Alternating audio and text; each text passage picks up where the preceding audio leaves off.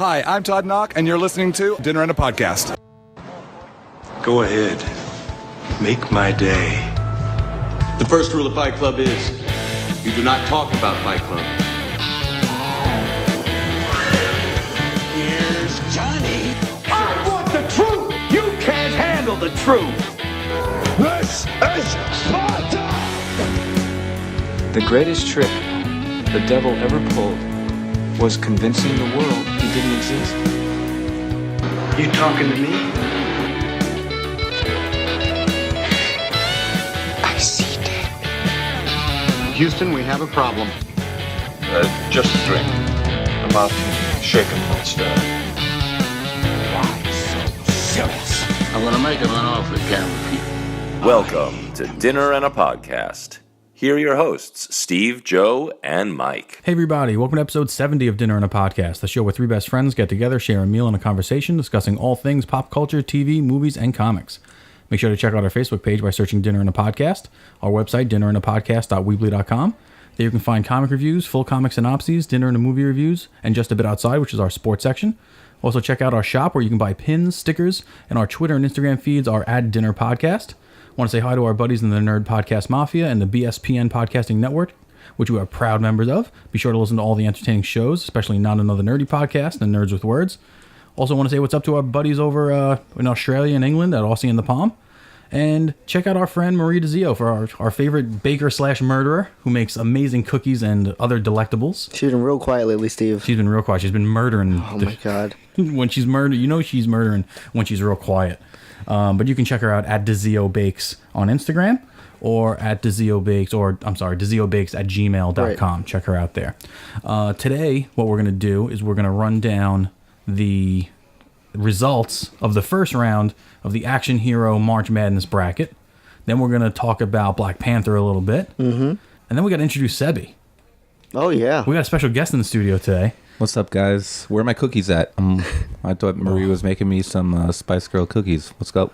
The Spice Girls cake pops. Cake pops. Paprika and oregano. Who wants a paprika cake pop? Basil. Oh, that's horrifying. Mike couldn't be here today. Mike's feeling a little under the weather. So Sebby graciously stepped in. This is your third appearance on the show now. Yeah. Nice. You're basically a regular now. Yeah. You're way higher on the totem pole than Joe Z. Of course, right? Just like some Sanofa Bantha climbing up the ladder. We'll talk about her later. Did you see what's going on in the voting brackets? I try not to look at the voting. I try to be surprised. It's kind of like the trailers. I don't want to be surprised. Shots been fired at Joe Z. Shots have been fired? Oh, yeah. At Joe Z? At Joe Z. From who? Oh, man. I wrote it down. Like friends of ours? Or no. People that don't know fans. Yeah. Oh, my God. Oh, man. All right. We can get to that during social shit time if you want. Yes, if you want to look absolutely. it up. That's funny, though.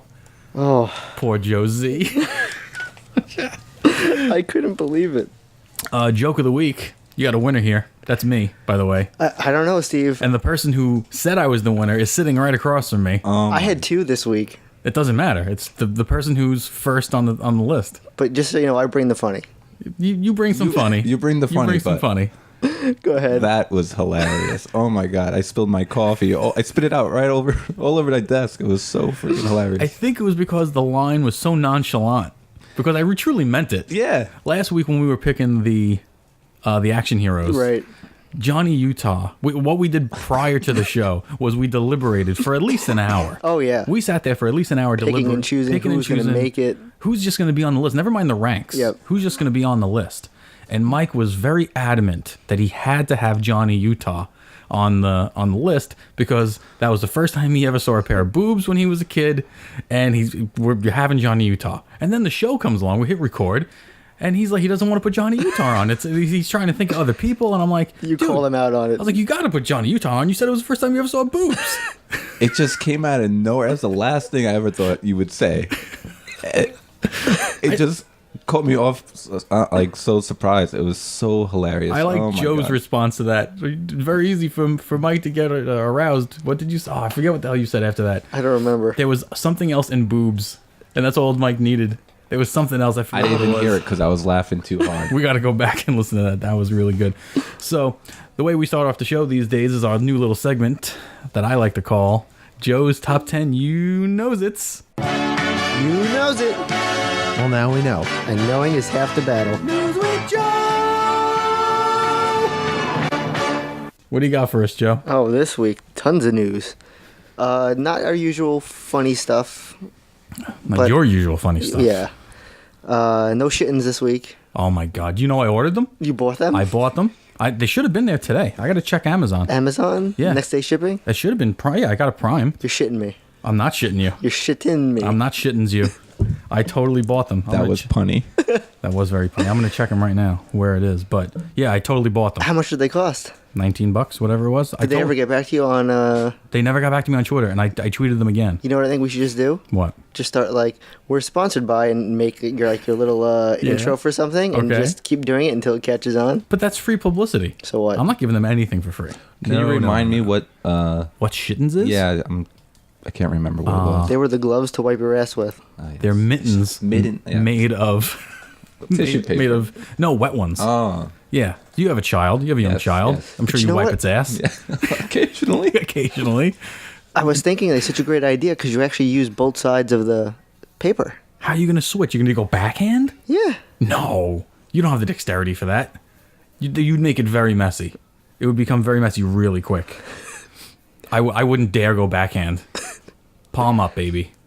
I would go palm up the whole time. Do a little science experiment? No, my ass, you ain't doing no science experiment. But sure. I get no service in this Mail diner. a box to Joe Zalak. He'll do the experiment. No, the next person who gives us a review, a 5-star review on iTunes, gets the shittins. Nice. I am not going to use the shittins. I'm not going to open the shittins. Use shittins. You get Steve's used to shittins. I will take a picture of the shittins and put it on Twitter, but you will get a free box 20-pack of shittins. Mike was right, though. You need more than one shittins. Oh, yeah. I don't want to take... I fear taking the glove off, though. Because you can't go anywhere near the fingertips. Right. So you have to leave the fingertips blank. Can't you pull from I don't know. I don't know What if if it's you get stretchy shit like a on latex glove. I'm not sure. What if you get shit on it? Yeah, well, I mean, I think they're intending you to get shit on it. No, I mean up. Oh, that part? Yeah, what if you... I don't know. Yeah. It's a risky business. You gonna put your whole hand up there? Should Jesus, what the hell you have going on back there? Well, Jenny McCarthy did say they are awesome. Yeah, it's a glove on your hand. You gotta put your whole hand up there. But you peel it from the palm, from the bottom of your palm. And That only works with a latex glove because it's stretchy. Just imagine a glove that doesn't stretch. It's not going to just peel off. It's not going to, yeah. Anyway.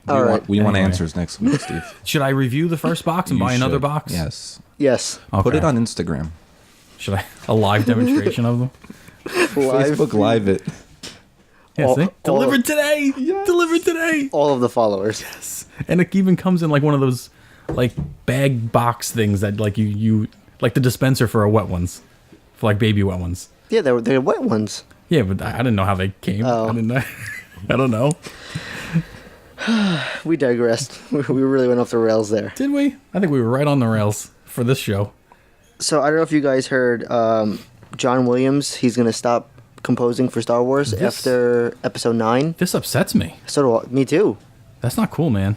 John Williams made all the Star Wars songs. I'm sure there are other composers out there that could probably step up and we wouldn't be able to I'll tell the difference? Yeah. Yeah, I'm sure. But he's a staple of Star Wars. Yeah. Yeah. 100%. It's going to be so sad when he's not.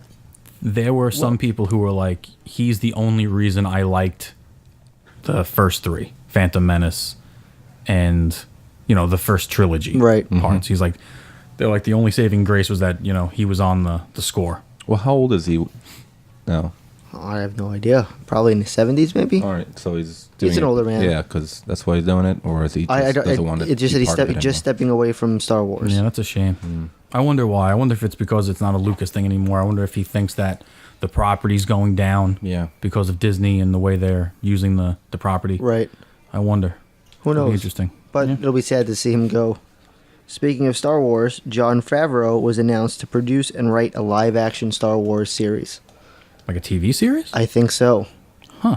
Like for their streaming service?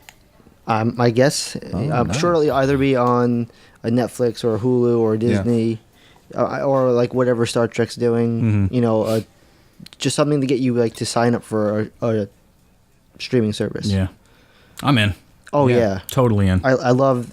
Jon Favreau hasn't really put out anything that has been terrible. Yeah. So I'll give it a shot, 100%. Dude, Live action Star Wars. It's Star Wars. I'll watch it. I don't care who's directing it. Yeah, that'd be cool. Like something like the Knights of the Old Republic style or something like that. It'd be really cool to see. I'll take anything. Yeah. Just give me a world where we're following someone on, let's say, like Alderaan or something like that. You know, like I don't care. I want to see a bounty hunter movie or a bounty hunter TV show. Just Star Wars bounty hunters. Because there's a whole bunch of them, right?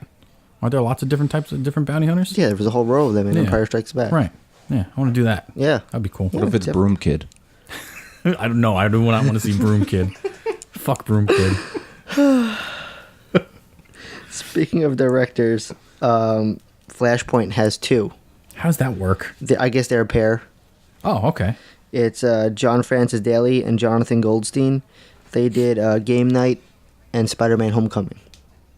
My dad saw Game Night, right? So my dad says to me, now, you don't know my dad, Seb, but he's... Is it another life lesson? He's old. You should get him shittens. Maybe I should give him the shittens. You think... No. Wait. I'm not bringing him into that world. You might break him. I might break him. It says it's for Grandpa, though. The hell was I talking about? My father? Movie. Yes, Oh, the Game Night. So now, my dad, he's an old school right-wing Bill O'Reilly guy. Okay. Right? Which is nothing wrong with that. Yeah. Nothing wrong with that. And he walked out of Wonder Woman. He walked out. Really? Right? I don't know what he was expecting to see, but he walked out of Wonder Woman. He's like, this is crazy, right? And he's like, did you see this movie? I'm like, yeah. I was like, I really like it. And he said he left when she did the No Man's Land walk through the thing. So he says to me, you know what movie I saw? Now, this is the same guy who told me the biggest life lesson he ever taught me was don't go see Hostels, right? I don't know if you heard that on previous episodes. Yeah, that was hilarious. But he's like, I saw Game Night. I'm like, oh no. Now I'm mentally preparing myself to like make sure you don't say anything good about anything that any person in that movie was in, right? Because it's gonna come back to me. He's like, it was amazing. I loved it. I was like, you liked Game Night? Game Night with Bateman, the one with Bateman in it. He's like, yeah, he's really funny in it. I'm like, okay, whatever. If they can win you over, they can win anybody over. So, Game Night. You heard it here first. You heard it here first, folks. All right. Sorry, I derailed. No, not at all. Speaking of producers, Russo brothers are going to produce a superhero film for Netflix. Okay. And one of our favorites, Keanu Reeves, is going to be the star. I want him to just be John Wick from now on. It's going to be a vigilante superhero Named John Wick. I don't know what his role is. Fingers crossed. But it's going to be called Past Midnight. Whoa. Yeah. Cool. Imagine like Batman just stoned. Imagine he's Batman. I don't know if I did. He's too old to be Batman, I think, at this point. Yeah. I maybe Punisher? Nah, he's too pretty to be Punisher. Okay. Nah, he could be some. I don't know. Huh. I don't know. I'd have to think about that. Wait, you said a Marvel? No, it's superhero. Oh, superhero. Okay. Yeah, that's pretty cool. I'll check it out. I love Keanu Reeves. You got Keanu Reeves, a comic book movie. And the Russo brothers. Netflix and the Russo brothers. Yeah. So... Yeah, chances are it's going to be pretty good. Yeah. We watched Bright, and that was fantastic. A lot of people didn't like that. Well, I did. I liked it. I've yet to see it. It's good. You haven't seen it? No. Why not? It's all right. No interest. You don't like orcs? Don't like Will Smith? Nah, I just...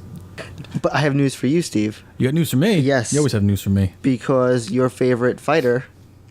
Gennady Golovkin? Yep. Yeah. His opponent tested positive for steroids. Canelo? Yep. When? Recently. And? Are they still going to fight? I have no idea.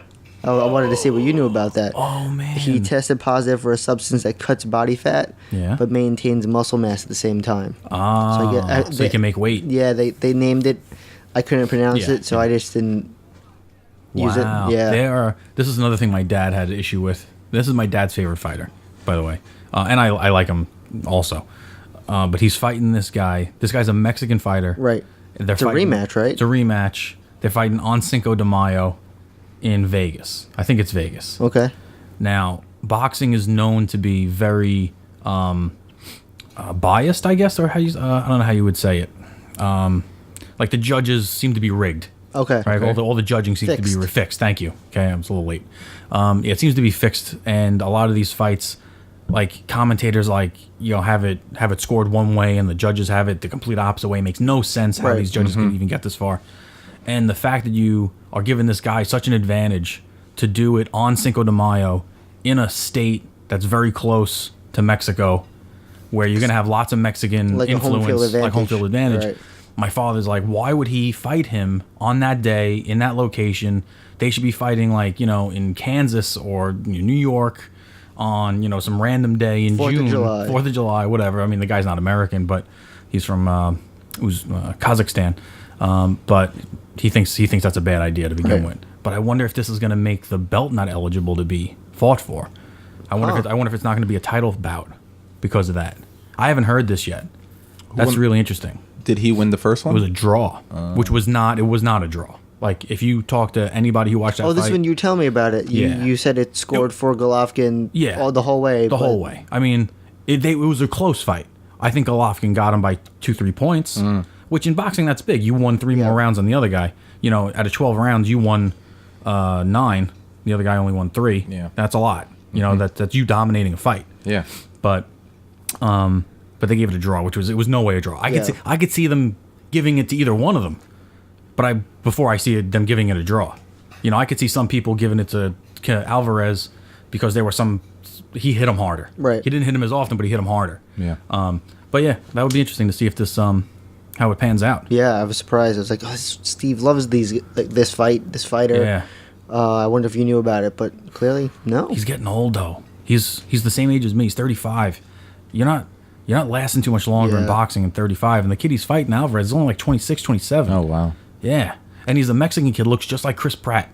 Red hair, Mexican kid. Huh. Yeah, he's like an anomaly. He's like a walking recessive gene. More news for you, Steve. Yes. Your boy, Tom Cruise. My boy, Tom Cruise. Don't tell me about the Green Lantern. You can tell me about the Green Lantern? I was, yes. Oh, jeez. But I was going to tie that in after, but you beat me to it. I do not want Tom Cruise to be the Green Lantern. But what if? No. What if? Yeah, what if? Top Gun 2 ends, and he's flying in the air, and a ring just comes up above him. Uh-huh.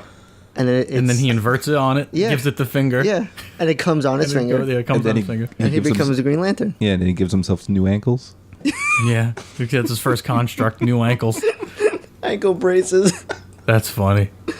No, I don't want to see that. No. I don't want to see Tom Cruise be. He's too old for that role. He's too old and he's too little. Yeah. I want to see a big, strapping, handsome guy like Ryan Reynolds. But not Ryan Reynolds, obviously. But I was going to say, you saw that already. It was terrible. No, I liked it. I totally enjoyed the movie. Blake Lively is amazing in that movie. She's so good.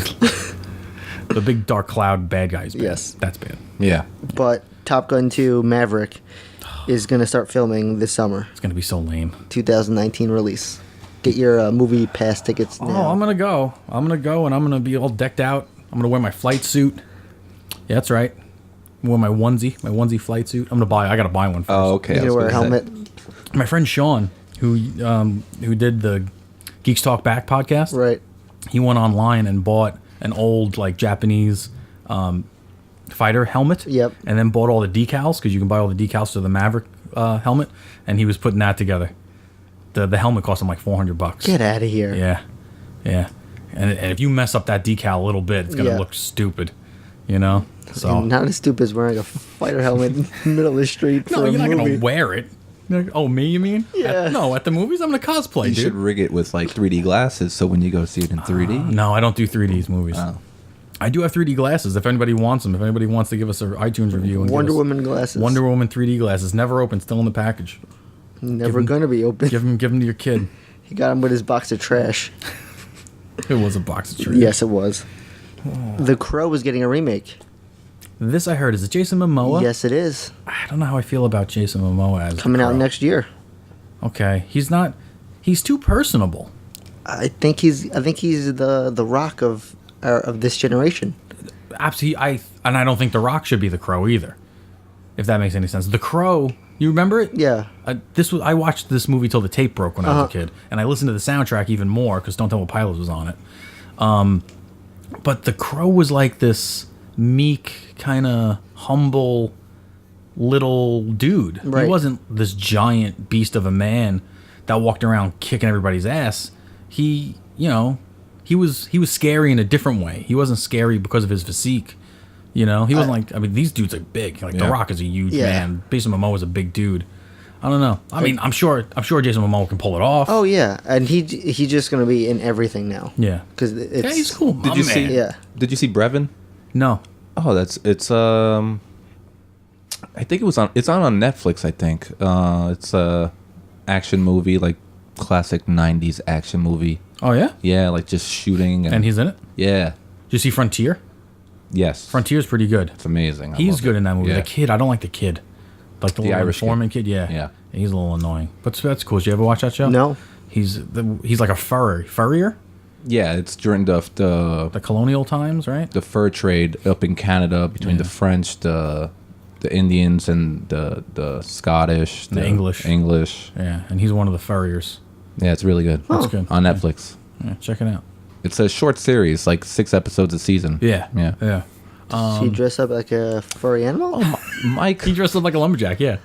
But he's too cool. Like, he dresses up really cool, like what a 2018 lumberjack would look like. Got it. Yeah, Mike talked about this. He in the first season, he cuts a guy's ear off, and he's talking into the guy's... yeah. Mike said this in, like, the first 10 episodes that we did. Long time ago. It's episode 70. Yeah. 70 Wow. episodes. Isn't that crazy? Yeah. But Time flies. dude, I'm going to see The Crow. I mean, I loved The Crow. I didn't like The Crow 2. Was there a Crow 2? Yes. I want to say there was. I don't remember liking that one. It wasn't Bruce Lee's kid. It was somebody else that did it. Yeah. It wasn't good either. No, I doubt it was good. But that's a movie I shouldn't like. That's a movie that should creep me out to the nth degree because I get creeped out by stuff.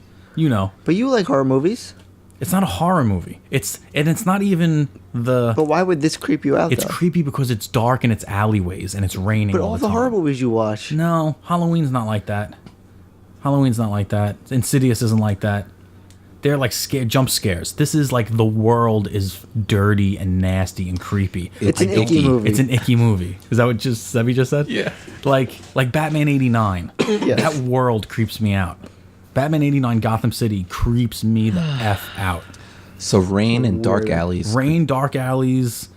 Like... So what'd you do yesterday when it snowed and there was mud and puddles everywhere? Did you, like, freak out? No, it was fine. It was fine. I don't like my movies like that. All right. And it was rain. There's a difference between rain and snow. There's ever a blackout and it starts raining. He's going to lock all of his doors. All right, kids, we're going in the basement. But I'd be fine. I didn't hurt anybody. He fucks people up. Oh, yeah. Oh, my God. It's such a good movie. Yeah, I haven't seen it in years. Oh, it's so good. It was such a violent movie. You knows it. Yeah. There you go. You said it first. There you go. Expendables 4 is coming, too. I never seen the first 3. They're fun. It's a who's who of action stars. Like, I was reading the list. Jason Statham, Lundgren, Jet Li, Terry Crews, Randy Couture, Arnold Schwarzenegger, Steve Austin, Van Damme, Bruce Willis, Mel Gibson, Chuck Norris, Harrison Ford, Wesley Snipes. Jesus. Wesley Snipes in the mix now? Was he always in them? I think he was in the last one. Okay. They always add somebody new. Yeah, who's the new guy in this one? We don't know. So, like, the picture was what caught me. It was Vin Diesel was on there, Jackie Chan, Kurt Russell, and Hulk Hogan.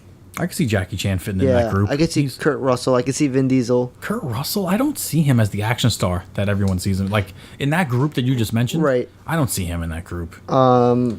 They should put Tim Allen in that group. Tim Allen? Yeah. Yeah, that guy. I can see, like, a Rock falling into that role. Yeah. Yeah, he's too young, though, still. Yeah, but some of these other guys are. He's probably almost 50. I guess. You should check that out. Would you rather The Rock or Hogan?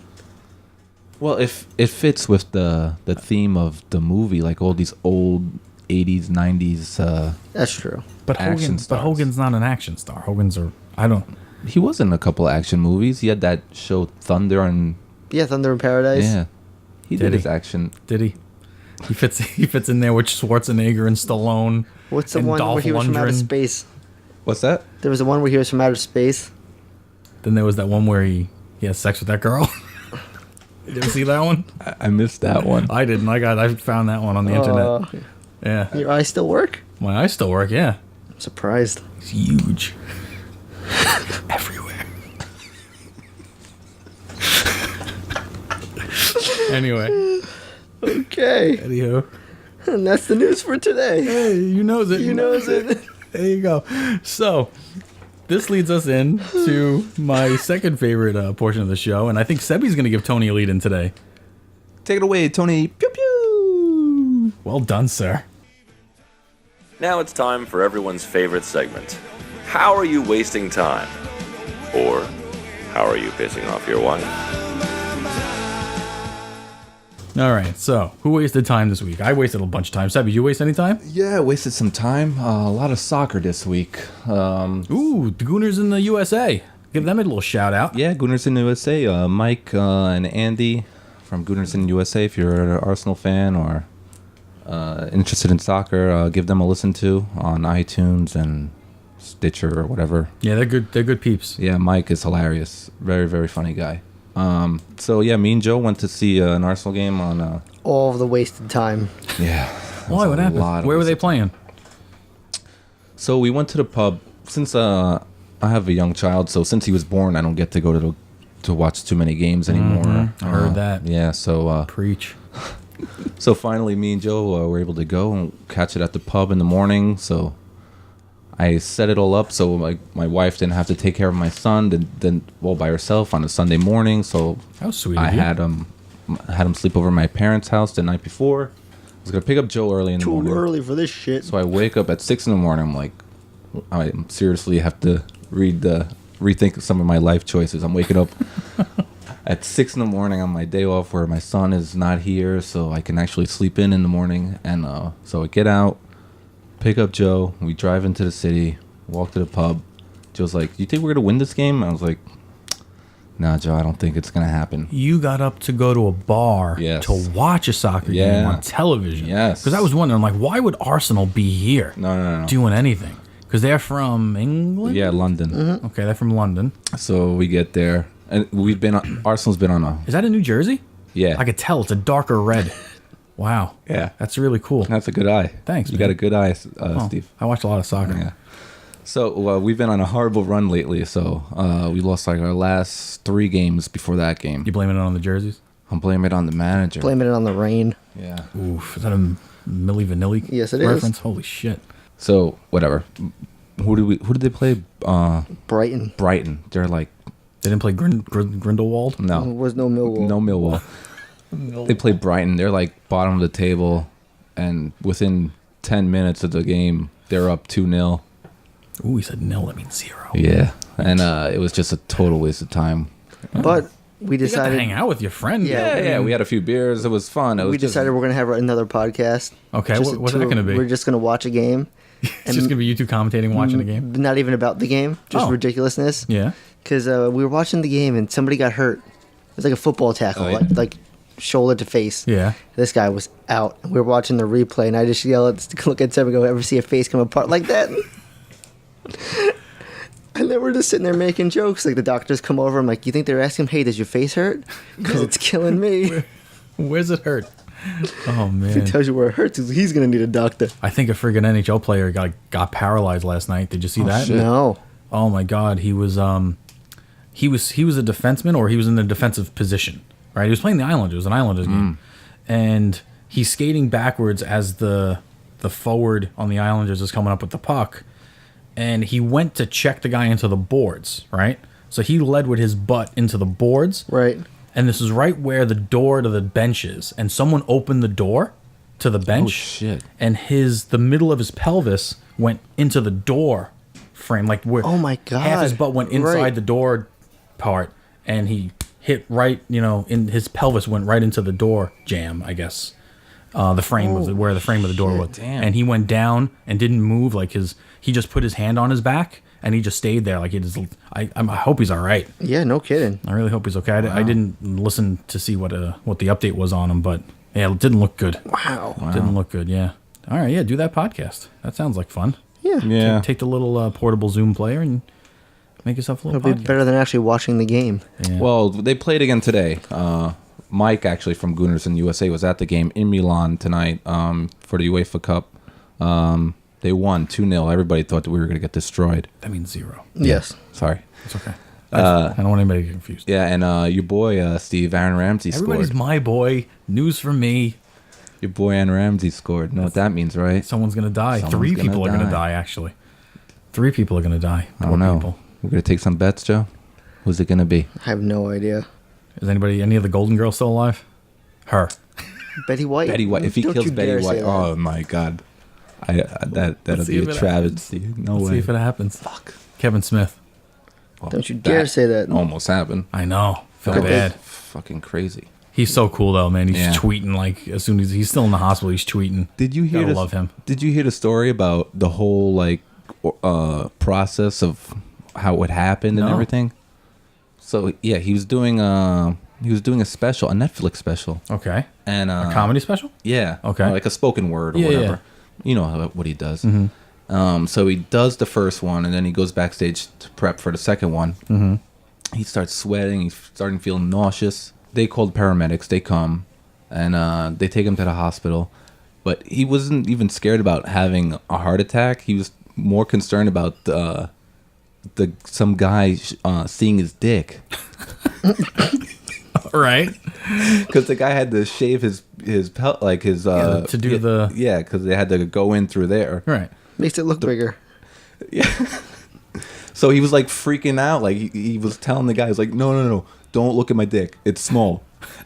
And then the guy was like, dude, are you all right, man? You're having a massive heart attack and you're worried about me seeing your dick? And he's like, yeah, please just give me the razor. Tell me where I have to shave it.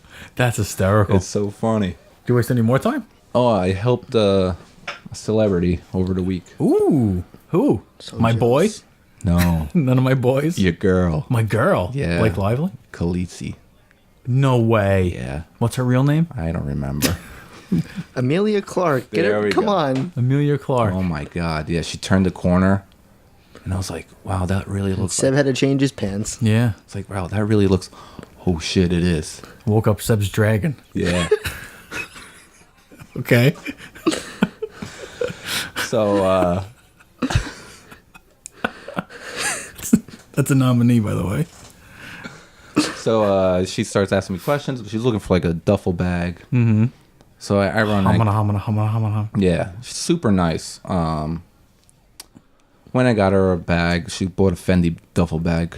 Of course she did. $3,000. It was awesome. And then she came back later on, and she went to the shoe department afterwards, and then she was buying shoes, and she came back upstairs later on with her mother, and they were looking for because she's like, we bought so much, we need luggage to get out of the store. Oh my God. So I'm like, okay, cool, I can help you out with that. And then her mother is like showing me pictures of what she bought the day before, but she wanted to match with the rest of her luggage. And this guy, I fucking hate this guy, from the 4th floor. He came up there with her. I guess he sold her clothes downstairs. Yeah. And he thinks he's Jimi Hendrix. Like, he dresses like Jimi Hendrix / Lenny Kravitz. Lenny Kravitz, yes, there you go. I fucking hate this guy. Anyway, he's just standing there behind, like, not saying anything. Like, this motherfucker thinks I'm gonna give him this sale. He's out of his mind. Right. So, oh, so you work on commission? Yeah. Okay. So, with them for like 10 minutes, and she finally was like, okay, I'll take these 3. And then the guy just takes the luggage and walks away with them.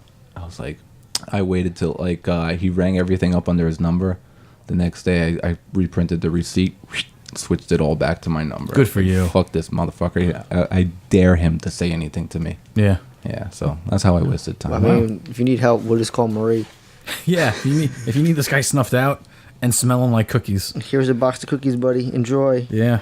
Courtesy of Dinner and a Podcast. Just give him the Lenny Kravitz cookies. Yeah. Just flying V guitars. Oh, I love these. He's fucking dead. Next day, he's dead. Oh my God, Steve. So I wasted some time. How'd you waste time? I watched Coco. Coco. The Disney movie. Oh, yeah, with the kid that dies. Cried my eyes out. Really? You did? Holy shit. Oh, man. Was this movie touching? Oh my God. You ever watch Up? Yeah. Yes. The first 5 minutes of Up is like the saddest. It destroys me every time. Of life, right? Yeah.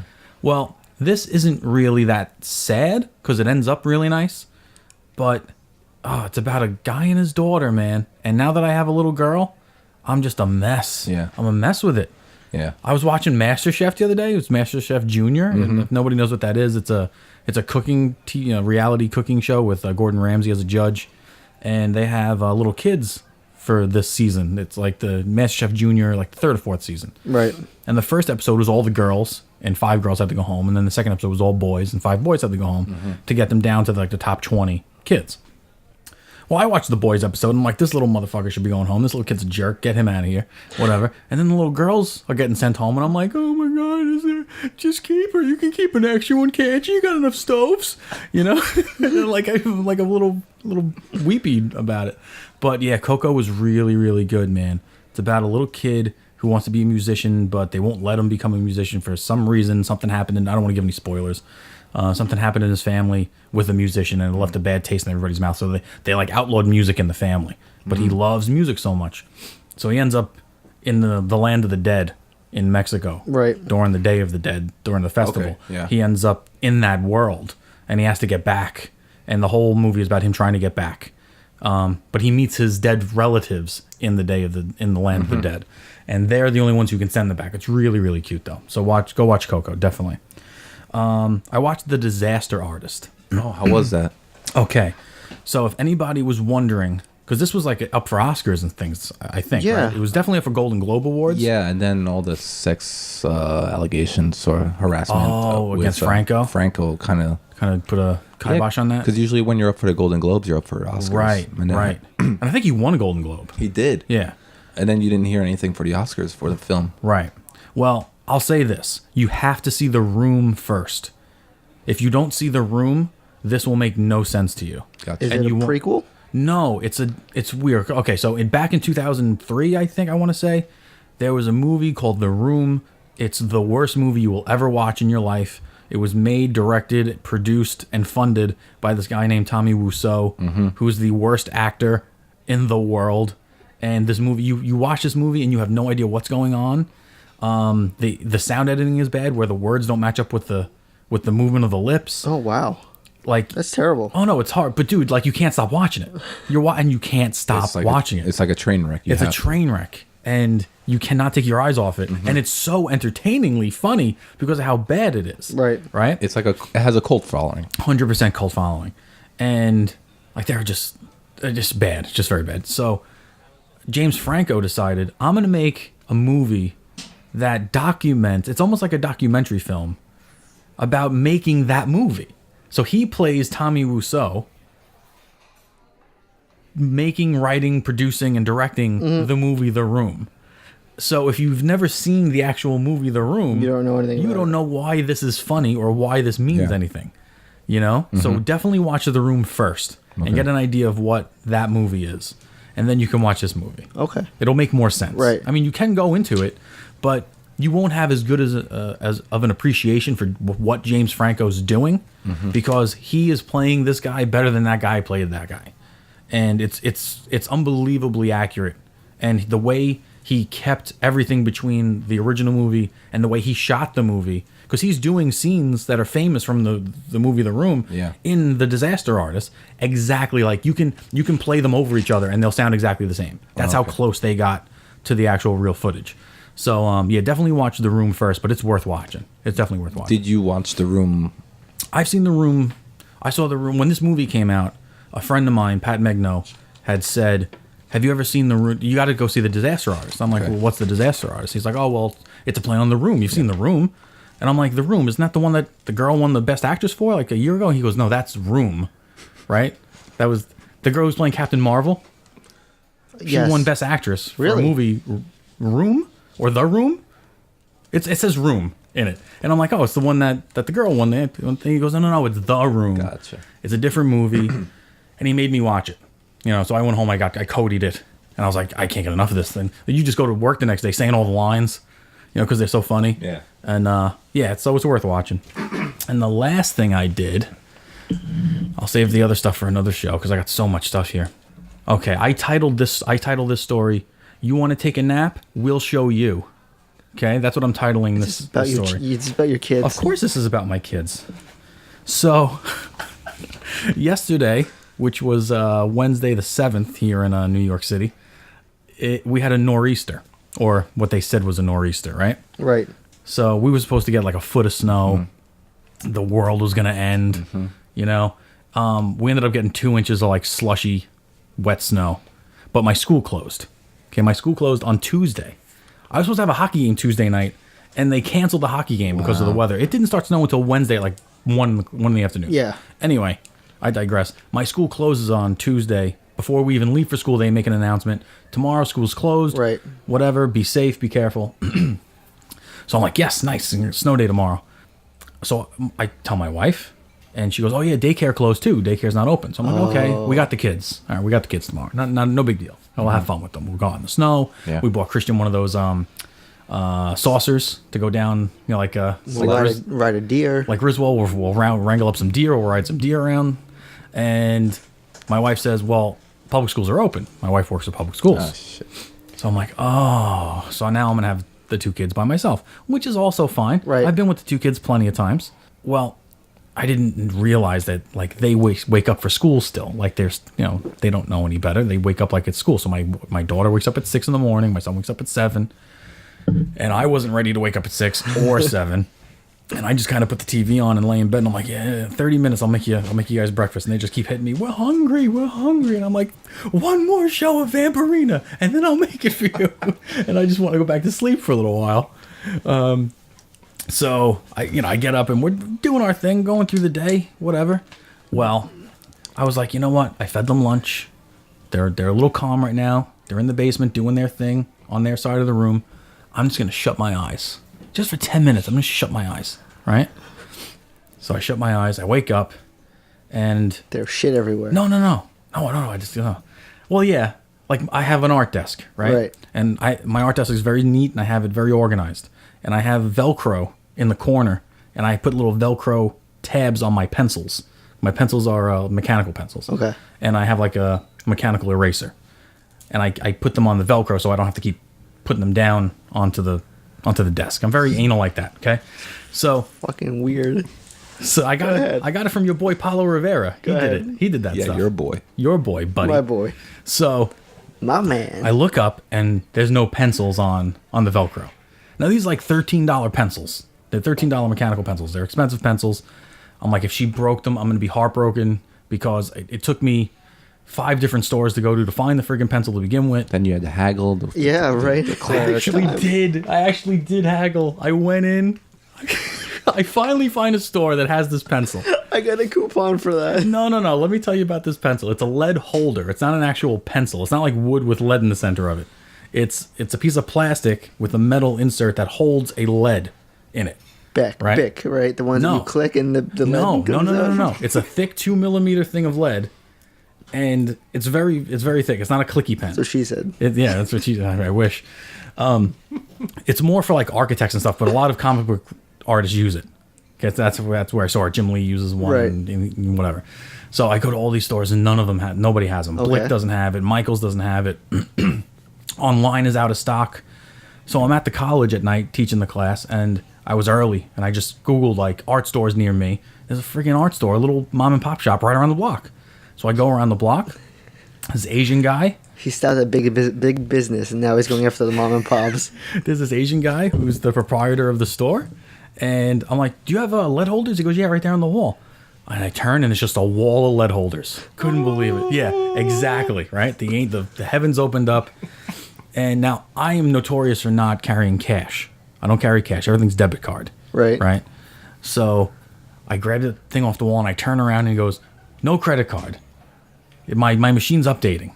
And I'm like, I need to buy this. I was like, I go, how much is it? I can't be late for class again. I'm going to get fired.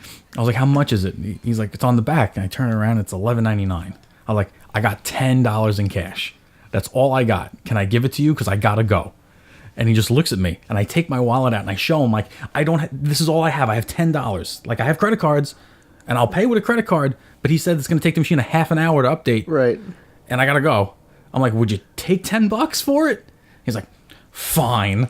And he took the $10, and he was not happy about it. Can you never go back there again? No, I went back. I went back yesterday. Did you haggle again? No. I have no cash. Did you give him the extra $1? No, he didn't remember me. I don't think. Or maybe he did. Well, maybe if you weren't wearing a mask. Maybe. So, back to my story. Maybe if I wasn't wearing a mask. Back to my story. So, the pens aren't there. I just got that. The pens aren't there. And I jumped off the couch like a madman. And I'm like, Christian, where are the pens? Where's the pens and the eraser? He goes, I don't know. Alana took them. I'm like, that's the wrong answer, Christian. Where are the pencils and the eraser?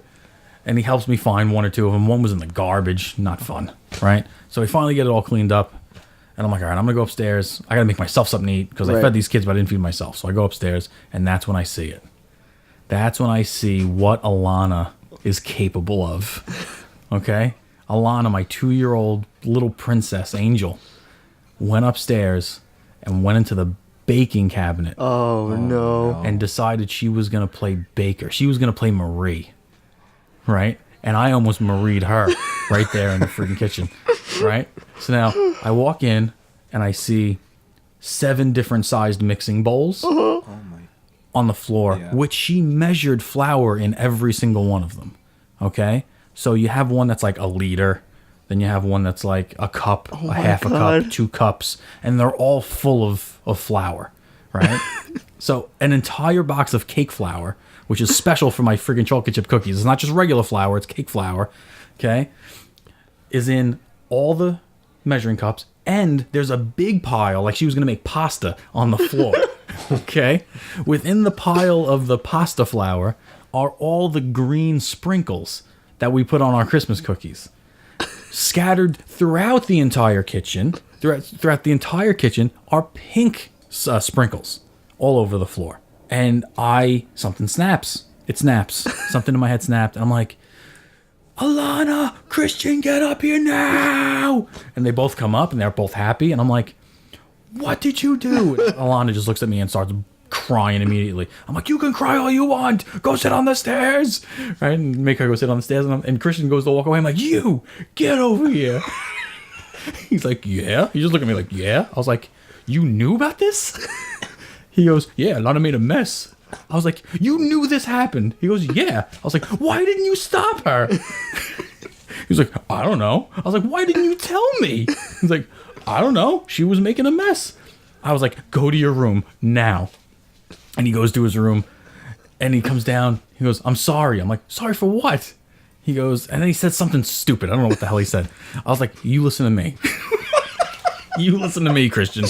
You turn your ass around, get back in your room, and do not come out until you know what you did wrong, right? Now, I tell my wife this. She's like, why'd you yell at him? He didn't do anything. But he did. Yeah. He did. So he's the big brother. Right. So now Alana is like I never yell at her. Like whenever Nicole yells at her, she runs to me. Daddy, daddy, daddy. I never yell at Alana. Yeah. She sat on these stairs crying her eyes out like a friggin' waterfall. She goes and she marched. I was like, all right, get off the couch. Get off the stairs, go in the living room. She goes in the living room, puts on TV. I'm like, no more TV for the rest of the day. More tears. We end up going downstairs. An hour later, Christian comes down. He goes, Daddy. I'm like, yeah. He goes, I think I know what I did wrong. I'm like, all right, come down here. Tell me what you did wrong. He's like, I didn't keep an eye on Alana. I'm like, you're half right. I was like, you're half right. Come here. You know, I tell him, I was like, listen, you know, you don't have to keep an eye on her. You're not her babysitter. But if you see her doing something wrong, which you know this was wrong, you got to tell Daddy. Okay? You know, okay. And then we go fine after that. But that's what I titled, Want to take a nap? We'll show you. How long were you sleeping? 10 minutes? 15 minutes? She did all that in 15 minutes. Yeah, man. That's insane. I could do it in less. But, yeah. Wow. How long did it take you to clean up that mess? No, you know what? Thank God none of it was wet. If it was wet, it would have been a disaster. But I got a broom. I swooped it all into a pile and you know, swept it up into a pan. And then I got the little iRobot thing to go over the spot and fix it all up. But I sent the picture to Nicole. I'm like, look what your daughter did. Dude. My daughter. You have a problem, child. Yeah, no, tell me about it. Tell me about it, man. So that's how I wasted time. Cleaning. No, just like, oh my God. Making cookies from the floor. And pasta. Oh my God, it was everywhere. Everywhere. Oh my God. All the little nooks and crannies. Thank God we have like ceramic tiles and it wasn't like wood. Right. If it was like wood, it would have gotten in between all the slats and it would just be there forever and it would just discolor and it would be nasty. Yeah, like doesn't like if it got all wet. The grout get absorbed into this? No, it was all dry flour. Okay. So the vacuum cleaned it all up pretty good. Wow. Main topic time? Yeah. All right, so our main topic is brought to you by bagadicks.com. When you need to send someone a bag of dicks, look no further than the original bag of dicks, the ultimate gag gift. Enter promo code DINNERPOD at checkout or go to bagadicks.com/dinnerpod to receive 10% off of your order. All right, so what do you want to do first? You want to do the polls first? Or do you want to do Black Panther first? No, we'll do Black Panther first. All right. So, We're going to do a little no spoilers, or we'll try to. We try to keep these short. We don't like to do like in-depth, let's go through the movie line by line kind of thing. So, how do you rank, as far as stars go, how many stars do you give it out of? I'm going to give it an 8.5. Give it an 8.5? Yeah. Okay. All right. So now, for those of you who don't know, our movie rating scale goes from Transformers, which is the worst thing you could get, to the greatest thing that you can have, which is John Wick's love for his dog, which is 10. In the middle at 5 is Justice League. Right? That's what we said number 5 was. I think so. So we got 0 Transformers, 10 John Wick's love for his dog. Sebby, what do you give it? I'm going to give it an 8 as well. 8 point. Can we do points? Sure. 8.5. 8.5. That's reasonable. I don't think... That's what a half is, Seb. Yes, it is. I would give it probably a 7.5 to an 8. I'll give it a 7.5. Okay. I'll give it a 7.5. A strong movie. Yeah, absolutely. Strong movie. Yeah. So, overall reactions to it? I thought it was a really, really well done movie, and it kept me entertained the whole time. Mm-hmm.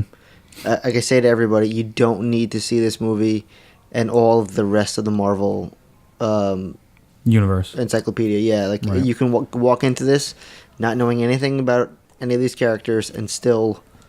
Well, yeah, because it's an origin story. But it's not. It's not even. There's a little origin. There's a very, very minimal origin. Yeah. It's a good storyline. There's a plot that works. You don't need, like I said, you don't need to worry about what happened in what happened in Civil War or Avengers or any of those other things to know who's who and what's going on. I'm glad we didn't review this sooner, because like always, as time goes on, you kind of realize things about the movie that you didn't like or maybe irked you a little bit. And, coming out of that movie, I thought, oh, this is easily third best Marvel movie that they made, or fourth best, or whatever. Right. And now I kind of just think it was just slightly better than Doctor Strange. Really? For me. And Doctor Strange, see, here's the thing. Marvel, for me, plays it safe a lot, right? Okay. They're movies that play it safe. They don't really take a lot of risks. And there's nothing wrong with that, because they make solid movies that are entertaining. Right. And I love all of them. And I loved this one. This one was a good movie. I didn't want to see it again. I didn't want to see it twice, but I very rarely want to see a movie twice. But I don't know. The CGI was good. Yeah. It wasn't great, but it was good. It had some issues here and there. Yeah. I don't like the idea that, and I guess we're just going to go into spoilers now. I don't think I can avoid it anymore. Well, but I think people have seen it. It's been out for like 4 weeks. Yeah. I don't like when the villain is just a mirrored image of the hero. Okay. I don't like that. I didn't like it when they did it with Ant-Man. I didn't like it when they did it with Iron Man. And I didn't like it when they did it with Killmonger. Right. With Black Panther. Mm-hmm. If you're just going to put the same suit with a different color outline on it, that to me is a cop-out. I would have much rathered him face Claw the entire movie than face or Claw and Killmonger together. Well, I mean, I want to play devil's advocate here, because Killmonger, the only reason why he was a mirrored image was because he becomes the Black Panther. Right. That was the mantle that he was awarded. Right, I get it. I agree, but maybe make him like something different, Yeah, in the comics, is he the Black Panther as well? Does he ever have that power? I don't know. Killmonger? Yeah. I'm not sure. Or is he just like... Because I saw pictures of what he looked like. He has like guns and From what I remember in the comics, anyone who challenged him for the throne was always another tribe's leader that tried to get the Black Panther from him. Yeah. From what I remember. And again, I didn't read much Black Panther growing up, or that's just the origin story I know. Right. I don't know much about Killmonger. Yeah. I don't know much about Claw either. But I wish they would have done a little something different with that. Not that takes away from the movie at all, because I think the plot of this movie is the strongest plot that we've had from a Marvel movie. It was stronger. The Civil War has a shitty plot. The more you think it was stronger than Winter Soldier? Winter Soldier's pretty good. Yeah. Winter Soldier's really good. Yeah. All right, it's up there though. I think it's up there in the top 5 plots. Right. As far as plots go. Winter Soldier probably beats it out. Maybe Guardians 2 beats it out a little bit, because that spanned over a couple of movies. But I liked the peripheral characters more than I liked T'Challa. He's not charismatic. He's just not. He's kind of boring. I don't think he's supposed to be. I think that's his persona. Yeah, like he's very serious. He's very like, this is what needs to be done. Let's do it. Like there's the right way, there's the wrong way, and then there's the way it should be done. Yeah. He's like, no, we're going to do it the way it should be done, regardless of circumstance, because this is what's best for everybody. Okay. And he just sticks to it. He never, like, waxes and wanes with that. Yeah.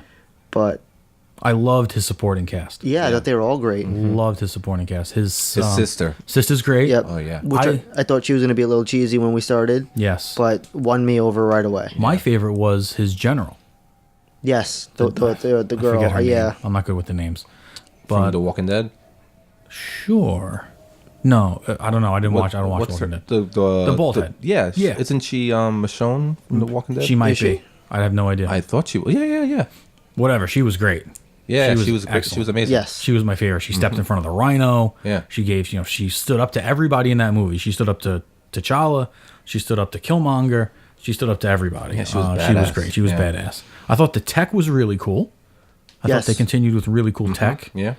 And I think the message was very good. Now, this is a movie that's being, acclaimed to be a very important social movie.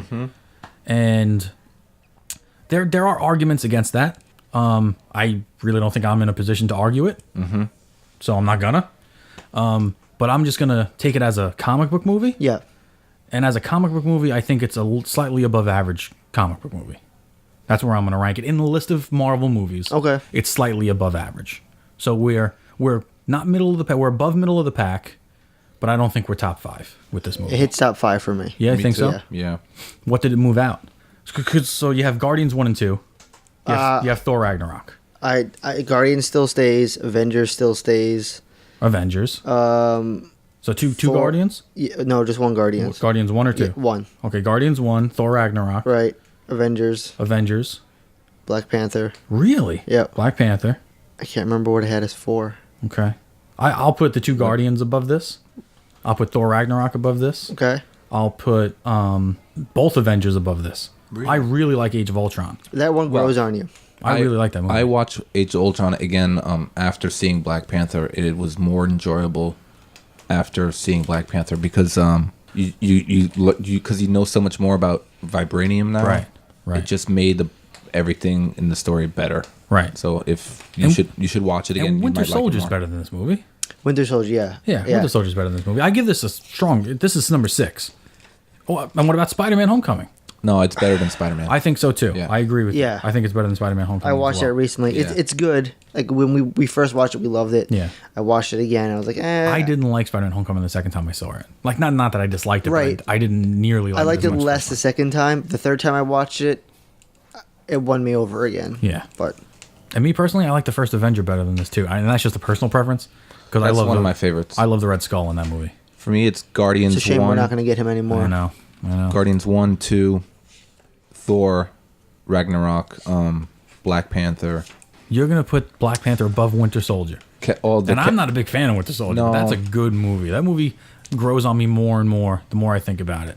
Yeah, because I recently watched all of them after I watched Black Panther. No, I'm going to put Black Panther over Winter Soldier. Okay, Yeah. fair enough. And then Winter Soldier, first Avenger, and then Avengers, and then the rest of your. But overall, I thought it was good. Yeah, I enjoyed it. Yeah. I would definitely go see it if you haven't already. I would like to go see it again. Thor just came out now on I got Blu-ray, that. so I want to watch that again. A lot of extra features, man. Check them all out. Justice League came out this week, or it's coming out 2 weeks ago. No, I'm On not Blu-ray? excited to see it. I got it first day. Watch it. Love it. It's good. Justice League? Seriously, I liked it a lot. Like I saw a commercial for it today, and I'm like, this just looks so silly. It's Did fun. they have the other version of the movie? No, not in my copy anyway. I bought it digitally. I didn't buy the. Were they supposed to put that in there? Oh, I don't know, because everybody, when the movie came out, they were saying. That was all rumors, yeah. Yeah. All right. But I'm just amazed that Marvel can still put out quality movie after quality movie, even though like it's mediocre in the Marvel realm according to you guys, but it's still head and shoulders over anything else that we have out there. Oh yeah, absolutely. It's amazing. 100%. Kudos on them. Yep. All right, so let's get into the March Madness, All right. baby. So we're gonna wrap up Round one. But I want first off, Yeah. last year we did this. Yeah. And Sebastian ran away with the Steams. Yeah. Oh, we're doing Steam contest? No, Oh. he he single-handedly brought back another version of Steams. And what is it? I did. GIFs. Oh, GIFs. Okay. Every time he's voted, he's put a GIF. Other people are using them now. I'm so impressed by everyone's voting, their comments. I can't thank anybody enough. But we have to give our very good friend, Andrew Brookes, a big, big, big thank you. Kudos to you, Andrew Brookes. All of the matchups, all the artwork, all of the logos, he put that all together for us. So all we had to do is just set it up and let everybody All we have to vote. do is say it. Just say it on the air and he'll take care of it. If you need work, this is Andrew's portfolio. You've seen his videos. Hire him right now. AndrewBrookesPortfolio.com. Amazing. Or email us and I'll give you his contact info if you need any work done. He's very quick too. Oh my God. Super quick. Like next day quick. Yeah. But so I started posting the matchups. Yep. They all got released between Monday and Tuesday. And I posted a bracket up. Yeah. And in that bracket, we got a comment from our good friend Phil. Batista? Yep. Okay. It says, you got a pretty bracket. Do you add Son of a Bantha versus At the Real Joe Z? Joe, it's Sonofa Bantha. Yeah. Yeah. Whatever you say, Steve. Okay. Say it right, man. It's fucking rude. Hashtag I'm coming for you, Joe. Hashtag fatality. Hashtag Mr. Poopy Butthole. He's talking about Joe Z. He's coming after Joe Z? No, well, maybe he is. Yeah. Yeah. I think Batista's coming after Joe Z. Yeah. Why? What did Joe Z do to him? Because Joe Z's in our top 5. Not or anymore. top 10. Yeah. Gotcha. But we should have made a matchup. Oh, Sonofa Bantha versus Joe Z? Yeah. You know what we should do? Like at the end of this, we should do a fan bracket. Oh. Put Kate, Paige, Sonofa Bantha, Phil Batista. Who would vote, though? Joe Z. Everybody. Okay. I like it. Yeah. We'll figure that out. We'll do something. Or death match. Oh, boy. Yeah, cage Yes. match. Just throw them all in. Give them one weapon each. Kind of like Hunger Games. But with our fans. Yeah. Yeah. I like that, Steve. Yeah, you like it? Kate runs away with that. Tell me she doesn't. Interesting. Yeah. She run We away. have a lot of crafty fans. We do. A lot of crafty cosplayers. They might be able to fashion some sort of devices. Yeah. I don't know. Marie would just poison everybody, Yeah, right? she just She would just leave cookies everywhere? Wait till you're so hungry and just leave food out. Ooh, a trail of chocolate chip cookies. I can see Joe Z following that trail of chocolate chip cookies to his death. All right, what's our first matchup? Oh, hold on. I'll keep the winners. So for the cops, our first matchup was John McClane against Rooster Cogburn. All right, I'm gonna vote John McClane. Doesn't even fucking matter. Okay, so It was a complete shutout. McClane. Then we had, James Bond against Johnny Utah. James Bond won. Okay, good. Oh, yeah. Sorry, Mike. Okay. Yeah. I don't think he voted for Utah anyway. Mike would have voted for Utah. Did that Maybe. help? Would that have helped? No, not even close. The third matchup is Axel Foley versus Deckard. Okay. That was actually a pretty close one. I go Deckard. Doesn't matter. Really? Yep. Who wins? Foley. Get out of Yep. here. That's stupid. Yeah, well, I'm telling you. All right. But John Taylor, we interviewed him. Yeah. He said Deckard for the win. Okay. Sorry. Sorry, dude. Sorry. What else you got? Yeah. So matchup number 4 is Jason Bourne versus Lorraine. From Atomic Blonde? Yep. All right, Jason Bourne had to win that one. Yes. Okay. Runaway. Yeah. The only one to vote for Lorraine was Kate. Okay. Then we have Ethan Hunt I would have voted for her, Kate. versus John Spartan. Ethan Hunt versus John Spartan. Expendables. Arnold Schwarzenegger. Stallone. Yeah. Oh, Stallone. Okay. Yes. I'm going to go Ethan Hunt. Yep. Really? Okay, But good. Elena says, suck it, Tom Cruise. She Hey. voted for Spartan. Hey, Sonofa Bantha, you watch your mouth. Zalak voted for Spartan as well. There are a lot of people that don't like Tom Cruise. Because Tom Cruise should never win anything. But he won, so eat it. We got Dirty Harry versus Cobra. How do you think that went? I would have voted for Cobra. Yeah. Joe says he's crazy enough to yell at a chair, so he gets his vote. We got RoboCop versus Joseph Dredd. Joseph Dredd. This is the Stallone Dredd? It was supposed to be the Carl Urban one, Uh-huh. but it's Dredd, so everybody's kind of was debating on who it was. If it's Stallone, I go RoboCop. Okay. Who wins? RoboCop. Yes. It's a landslide. Really? I got a really good gift for that one. Yeah. Yours was good, but I got him actually spinning the gun, Seb. Who gave you that one? I can't remember. Then we got Lethal Weapon versus Bad Boys. I would say Lethal Weapon won this one. Yes. Okay. It wasn't even close. Your gift was really good, Seb. Murtaugh is slapping everybody. Face. Yeah. And that's it for the cops and spies. Okay, those are our new matchups. McClane, Dirty Harry, Foley, RoboCop. Foley, RoboCop. Bourne, Lethal Weapon versus the Lethal Weapon guys, and Ethan Hunt versus James Bond. Yep. I feel my boy Tom's going to get beat there. That's okay, though. Next is the sci-fi bracket. Sci-fi bracket. We have number 1 matchup was Terminator versus Nada. Oh, Terminator. Oh, yeah. Nada got 1 vote. I still don't know who the hell that is. Yeah. 2 was Ripley versus Celine. I go Ripley. Yep. 3 was Neo versus Buffy. Neo. That was actually kind of close at the beginning. Yeah. And then Neo took it away. Okay. A lot of Buffy votes. I was surprised. Yeah, I voted for her. Why? Why not? Okay. Okay. Conan versus Alice. Conan? Yes. That was a blowout. All right. Then we had Sarah Connor versus Major. Sarah Connor. That was a shutout, Steve. Yeah. Not No, even of course. one vote. No one's even seen it. It's whited out, remember? Yes. Yes. Ooh, we got a cool matchup. We got a good matchup here. Okay, go ahead. Sam Peacock. He posted on our page a gif of Conan the Barbarian punching a camel. Yes. Yes, I like that one. Okay. I saw that and immediately was like, this is amazing. I love this. Nice. We have next Han Solo versus Princess Leia. Oh, Solo wins. Oh, it was a Women's Month. Did Leia win? I'm gonna tell you. Yeah. Do we have to vote on it? It's a tiebreaker. Oh, okay. Okay, I'm gonna go Han Solo. Han Solo is gonna advance. Ooh, all right. By 1. Seb had a very good gif as well. Solo. Han Solo's shooting the dove. That's funny. A lot of people will be very mad about this. Oh well. But Han Solo makes it through because Steve voted for Han Solo. Who do you vote for? I was going to vote for Princess Leia. Oh. Just to tie it up again, Yeah. but then we don't have Mike. And Mike's not here. Yeah. We could call him. But nah, forget it. All right. Leave him alone. But a lot of people thought that was an unfair matchup. Okay. A lot of people. It's unfair. Your former student Brandon said it was an unfair matchup. Of course he did. So I responded to him, life's unfair. Deal with Life's it. unfair. Deal with it, kid. BSAP. But a lot of people were saying, Leia had the edge because she had to save Han in A New Hope. Mm-hmm. Someone said Leia has the edge because Han wouldn't be able to pull the trigger against her. Okay. Yes, he would. I don't know. Couldn't do it against Kylo Ren, so. Yeah. But either way, we have Han Solo moving on. Okay. Then we had Quaid versus Ash. Quaid. Which I think was the weakest matchup that we had. Uh-huh. But Ash made it through. Ash made it through. Yeah, Ash made it through. Wow. Well, that's the first Schwarzenegger loss so far. Yes. Sorry, Okay. Mike. But we had 2 really good comments on that. Okay. Alex posted, "Get your ass to Mars." And Sebby said it was the first time he saw 3 boobs. You had a 1-up Mike, huh? Very good, Sebby. Very good. Clever girl. Clever girl.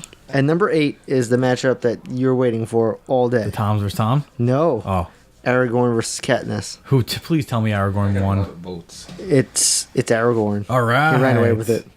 All right. Lori said that was a tough one too. Mm-hmm. All right. So round 2 of sci-fi is going to be Terminator versus Ash. Okay. Ripley versus Sarah Connor, which I think is a great matchup. That's a tough one. That's a real tough one. Ripley versus Sarah Connor is a good one. Neo versus Han Solo. Okay. And Conan the Barbarian versus Aragorn. I think that's a good matchup. Yeah.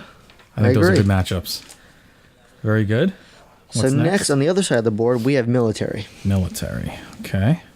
And that first matchup was Dutch versus Jack Sparrow. Dutch. Yes. Okay. Thank God. Thank goodness. Someone actually sent a gift of Schwarzenegger yelling, "Get to the chopper." I loved it. 2 is Rambo versus Pentecost. I go Rambo. Yep. Okay. Your wife voted for Pentecost. She probably never seen Rambo. She said, And she loves Idris Elba. yeah. She told me she would have an affair with him the other day. So And would I was like, okay, whatever. Indiana Jones versus Mad Mardigan. Indiana. Yeah. Somebody said that Indy should have been number 1 in that bracket. Indiana. Yeah, I agree. You agree? Yeah. Ahead of Dutch? An adventure? Yeah. Well, it's a military/adventure. He should have been number 1 or 2. Like we did McClane as the best cop, Bond as the best spy, right? We should have done Dutch as the best military, Indiana as the best adventurer. That's what we should have done. They should have been 1 and 2. But that's fine. 4 was Maximus versus Mariachi. Maximus. Yeah, that was a runaway. Yeah. 5 was Matrix versus Ryback.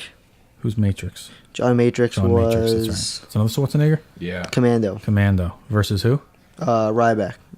Who was Ryback? Under Siege. Under Siege. Oh, that's a good one. Who won? That was... I would vote Under Siege. So did I. Matrix. Matrix ran John away with Matrix? it. Yeah. Yep. He All killed right. it. Then we have number 6 is Leonidas against Robin Hood. Ooh, Leonidas? Yeah. Wow. Damn it. Yeah. Kate said start a new hashtag, which we have to somehow add to everything that we put up, or start a new trend. Okay. Not my Robin Hood. Not my... What, was it Kevin Costner? It was Or Russell Errol Crowe? Flynn.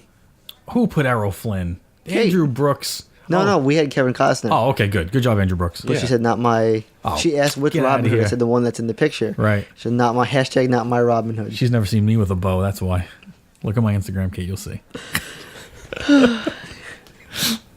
The next matchup was Lara Croft versus Hiller from Independence Day. I'll go Lara Croft on that one. Oh, man, Steve. Oh, is that a tiebreaker? Nope. Oh. But you almost edged it up. Did I? Yeah, it was decided by 1. Oh. Hiller. All right. And Phil gave us another a hashtag. Yeah, he loves the hashtags. Welcome to Earth, bitch. I'm going to tag this on everything. There you go. And the last one? Maverick versus Jack Reacher. Cruise Maverick. off. Absolutely Maverick. 100% Maverick. Maverick barely makes it through. That's all right. And Josie says, we all lose. Fuck Josie. now you're number 13 on the fucking list. Can I tell you on Instagram, Yeah.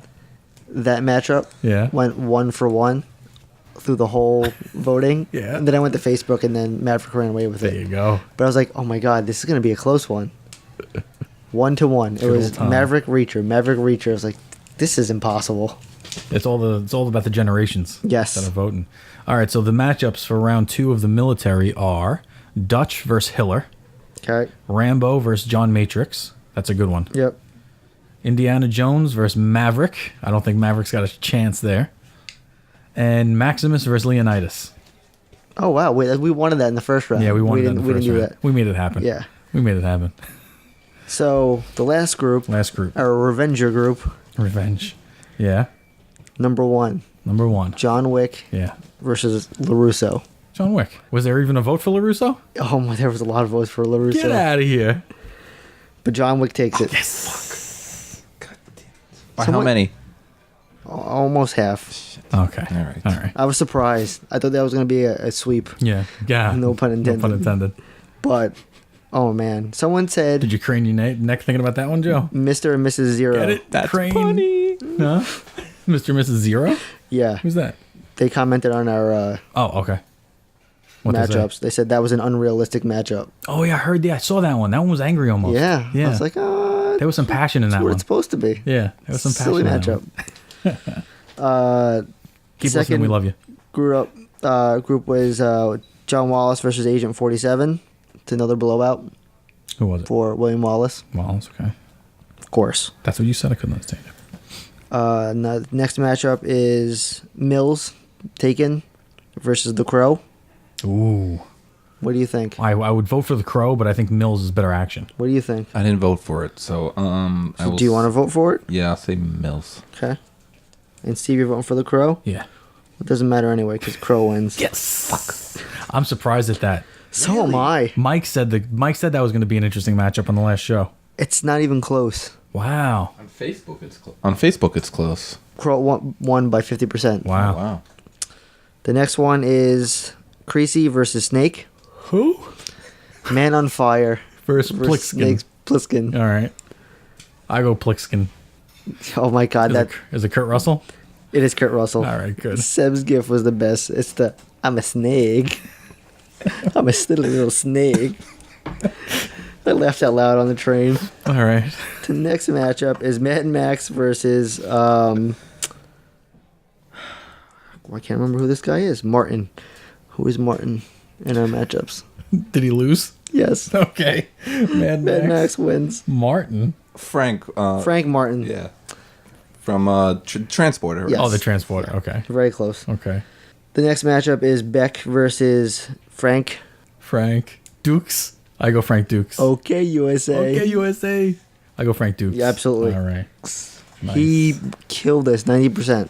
Oh, yeah. He's the best. Jean-Claude. We have Paul, Death Wish, versus Leon, the Professional. I would say Leon would take that one. You voted for that one already. Yeah, I know you voted for that one already. He voted for Leon. Right? You vote for Leon? Oui. Oui. That's what I said to him. He texted me in a private text. He's like, hey, Joe, is the Professional on this? I was like, yeah, he's coming up next. And he votes for us. I know why you voted for this guy. It's because he's French. Yeah. There it is. So did he win? No, Death Wish. Oh. Damn it. Oh, Paul. Go away or I shall taunt you a second time. By a lot? 4. Fuck. Oh, well. And then the last matchup. Beatrice Kiddo versus Nego Montoya. Nego Montoya. Yeah, that was a runaway. Got it, right? It was a runaway. Yeah. We had a comment on Instagram that Beatrix should win because she had to punch her way through the ground. Okay. I'm like, that's a very good theory. Yeah. But votes are what gets people through these rounds. That's right. That's right. So our second round revenge categories look like this. John Wick versus Paul from Death Wish. That's a pretty good matchup. Yep. If you think of the anger that they both have and the revenginess of them. Then William Wallace versus Mad Max. You got a little, what's his face off? What's that guy's name that played both of those guys? Richard. Nope. Not Richard. Mel Gibson. Mel Gibson. There you go. Richard Gibson. Mel Gibson face off there. You got The Crow versus Inigo Montoya, which is a very tough one for me because Princess Bride's one of my top 5 favorite movies of all time. And then you got Snake Plissken versus Frank Dukes, which I will always vote Frank Dukes. Yeah. Got to go Frank Dukes on that one. So look for round 2 tonight. After you listen to this podcast, round 2 will be up tonight. We don't have any Arnold in the revenge bracket. Was there any in there to begin with? No. No. We had 3 in the first bracket. I was thinking, what if we had Arnold in each one? Yeah, I think I don't see Arnold not coming out of here with a winner at some point, at the end rather. So now we're gonna hit up a little comic book corner. You're gonna give Tony a little lead in again, Sebby. Take it away, Tony. Pew-pew. Comic Book Corner, brought to you by Comic Book Jones, located at 2220 Forest Avenue in Staten Island, and Royal Collectibles at 9601 Metropolitan Avenue in Queens, New York. Visit these fine establishments for all of your comic book needs. All right, so I was contacted by a man on Twitter whose name was BJ Mendelson. Okay. And what did he do? He wrote a comic book named Vengeance Nevada and asked if we would read it and give a review on it, and I promptly emailed him back and said, absolutely, we'll do that, and if you wouldn't mind, would you mind coming on the show and giving us a little interview? And he was like, absolutely, sounds good. So while at work, I had a free period one day, as you do, and I gave him a phone call and we spoke for about 20 minutes about the comic. It was really good, and here it is. Hope you enjoy it. BJ Mendelson.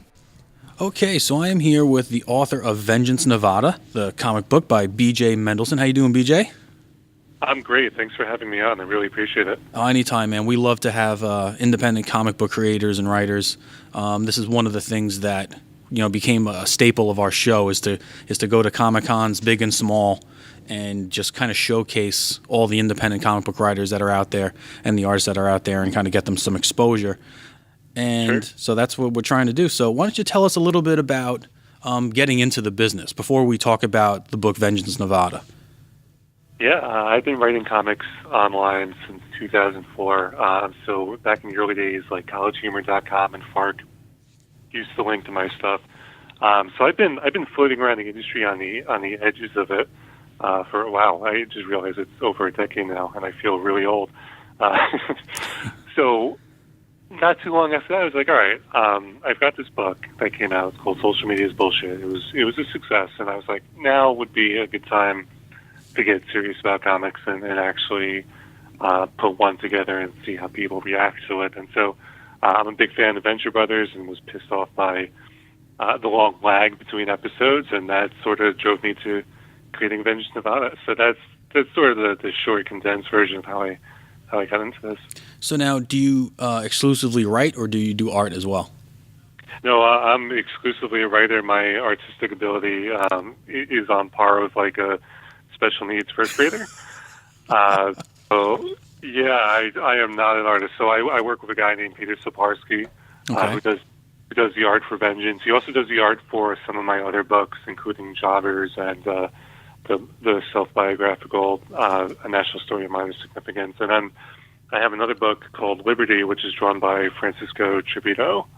Both writers are great. They're overseas. I highly recommend both of them. Peter's not on social media, so it's hard to get people to find him, but you can look up Francisco Tribito pretty easily. Okay, and we'll get more into the art later, because I like to draw. I'm not an artist, I'm not a comic book artist by any means, but I appreciate good comic book art. So I'd like to talk about him a little bit more later. Yeah, for sure. But you're from New York, yeah? Yeah, so I'm from all over New York. I was born on Long Island, grew up in upstate in Monroe, lived in Potsdam, lived in Glens Falls, lived down in Buffalo. So the entire state's kind of my home at this point. Oh, wow. What's your favorite part of New York so far? It's hard. You know what it is? I really like Western New York because they love their sports teams. Yeah. Almost to the point where it's like a religious reverence. Uh-huh. Like the Bills and the Sabres. And there's something about that that's kind of magical and you don't see anymore in other parts of the country. So I really took to that. So Western New York, I'd say, is my favorite. And even if they stink, they're loyal, man. Right.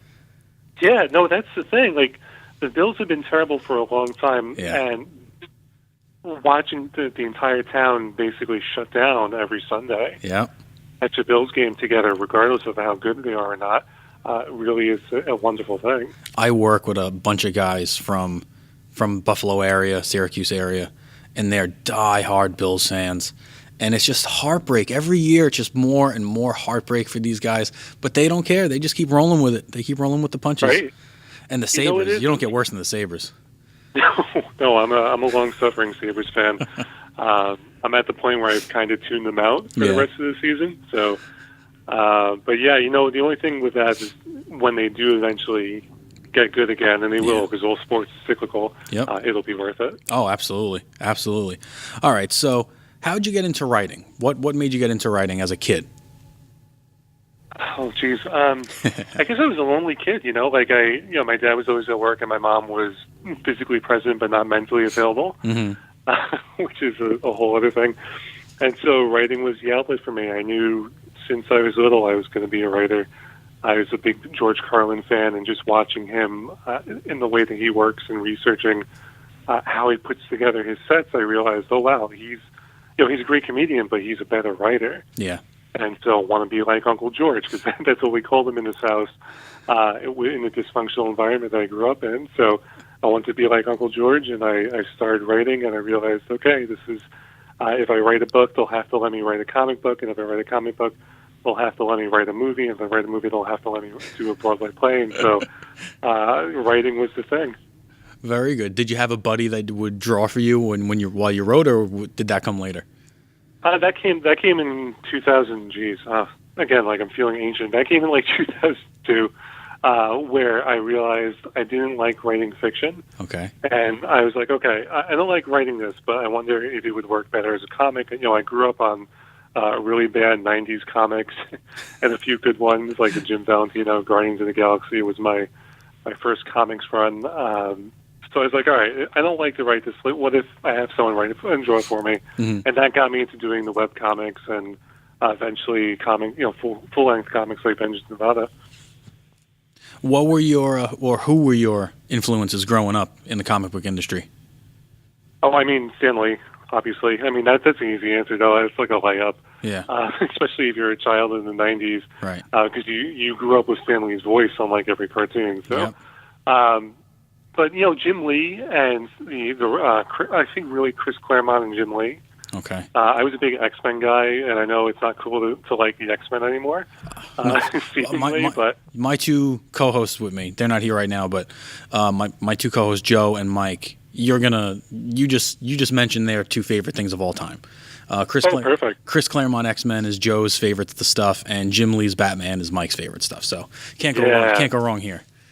No, both of them are great. That's good to hear because I sometimes feel weird about mentioning that I'm still an X-Men fan. Later, Grant Morrison's run on New X-Men was really big. So pretty much any X-Men comic that was printed is really what attracted me. And then when I saw the Venture Brothers, I was like, oh, you could do something like X-Men, but you can make it really funny without sacrificing like the continuity and the history of the characters. And that sort of just pulled everything together for me. Like, what was your pull list when you were a kid? What was the stuff like you couldn't miss an issue of when you were a kid? Just X-Men? Mostly X-Men, Spider-Man. I didn't read a lot. So my family was all DC, and I was the only Marvel kid. So I was a little bit of a rebel. So when I was growing up, it was all Marvel stuff. It was Kurt Busiek's Avengers and with George Perez that came later. But you can tell very clearly from Vengeance Nevada that there's definitely like a Ghost Rider influence. Right. So like all the bad Ghost Rider books and crossovers that they had in the early 90s, I read every single one of them. All right, so yeah, let's get into Vengeance Nevada now that we mentioned it. The cover is awesome. I love the cover. That was done by Isidore Kovalis. He's a Greek painter and 3D artist, and he does all the covers for the series, and I can't say enough good things about the work that he does. I mean, because that's the one thing that's going to draw you into the book, right? I mean, when you're in the comic book store and you're looking at the shelves, a lot of books you overlook because the cover is not enticing or appealing. And this one just looks like, I got to pick this up and find out what it is. It's just this red silhouette of a very beautiful woman who's also a cop. She has a gun in her hand. She has a machete in her hand, a gun on her hip and a machete in her hand, and there's just blood splatter on it. And it's just a pitch black background, which is just really, really cool to look at and really nice. Now, the rest of the book I notice is black and white. That's intentional, right? You don't intend to color it? No, I'm glad you didn't say Sin City. Also, that's been the thing I keep getting with Vengeance Nevada. So there's definitely a Wizard of Oz thing going on with the color in the book. So most of it's going to be black and white, but there's certainly pages coming up that are full color based on what's happening within the story. Yeah, and there are things in the story like, page 1, we see our main character, Jacobs, and she's got her blue eyes, and gets you wondering, is she human? Is she possessed? Which is really cool. And the book goes in a lot of different directions. But why don't you tell me a little bit about the book and the characters in the book? Sure. So I think the best way I could describe this is that it's, if you suddenly got everything you ever wanted, would you be a hero? Would you be a villain? And most people would tell you, "Oh, of course I'll be good, and I'll be such a magnanimous person." But the whole core of Vengeance Nevada was, what if you suddenly got everything you wanted and you turned into a villain? Yeah. So that's very clear. That's sort of the short encapsulation of what's going on in the book. It's really not an origin story for a superhero. That's not what I set out to do. It was more of an origin story for a villain. Along the lines of something like a Breaking Bad, where Walter White you still sympathize and empathize with, but by the end of the series, it's very clear Walter White is not a hero. Right, because something tragic happens to Jacobs, right? Yeah, quite a few things actually. But in the first issue, we do see her mom dies pretty early on from cancer at age 35, and I was a little hesitant about doing that because I feel like it's a cliche where most superhero origin stories have like a dead parent of some kind. But we did it because we knew it was a story about a supervillain, and we wanted to play with the expectations a little bit, where unless you're listening to me talk about this right now, you wouldn't know that she's going to turn out to be a supervillain. You would read this and be like, oh, it's an origin story of a hero. And so we wanted to keep some of the Uncle Ben sort of things within the story. Yeah, because when you said this is a story about a villain, I kind of didn't get that from reading the first issue. Right. So I can't wait to see how she does become a villain. One of my favorite pages in this book, I gotta say, which is a beautiful, beautiful page, is it's like a splash page, but it's got one panel at the bottom, but it's the page where Death's face is kind of silhouetted on the entire page. Oh yeah. And underneath that is Jacobs, kind of pointing her gun at Death, and then you see the panel of Jacobs with her mom, and that's when you realize, okay, here's what happened to Karen. Oh, is it Karen? Kristen. This is what happened to Kristen, and this is why Death's kind of tempting her here. But that skull with the purple hood and the red eyes. I love that page. I actually stopped and looked at that page for a little while. I mean, I can't say enough good things about Peter. I know people really like there's a mini comic out there for Vengeance Nevada that's free and it's on my website where people really like the close up of Kristen in one of the panels. He does just a phenomenal job. I'm lucky that I found him in the place that I did, and it's luck, honestly. You know, I've struggled over the years finding like an artist that had the same sensibilities that I did in terms of like humor and personality, and because you really have to be on the same page with the artist. I think people don't realize sometimes when they're outside of comics how collaborative it is. Right. I'm sure you guys know that, but and I didn't being an outsider, and so I realized as I was doing the book, I was like, all right, I have to find someone who shares my sensibilities and shares sort of like the scope of this project and knows how to convey it in an artistic way. He just knocks it out of the park. There's something coming up in issue 2 where it's along those lines and it's a beautiful image, and I keep wanting to post it online, but I'm like, man, if I do that, then you don't need to read the second issue because it just ruins the ending for it. Now, did you give him the artist? Did you give him a story and let him come up with the art, like as a director, or did you kind of specify what you wanted on the pages?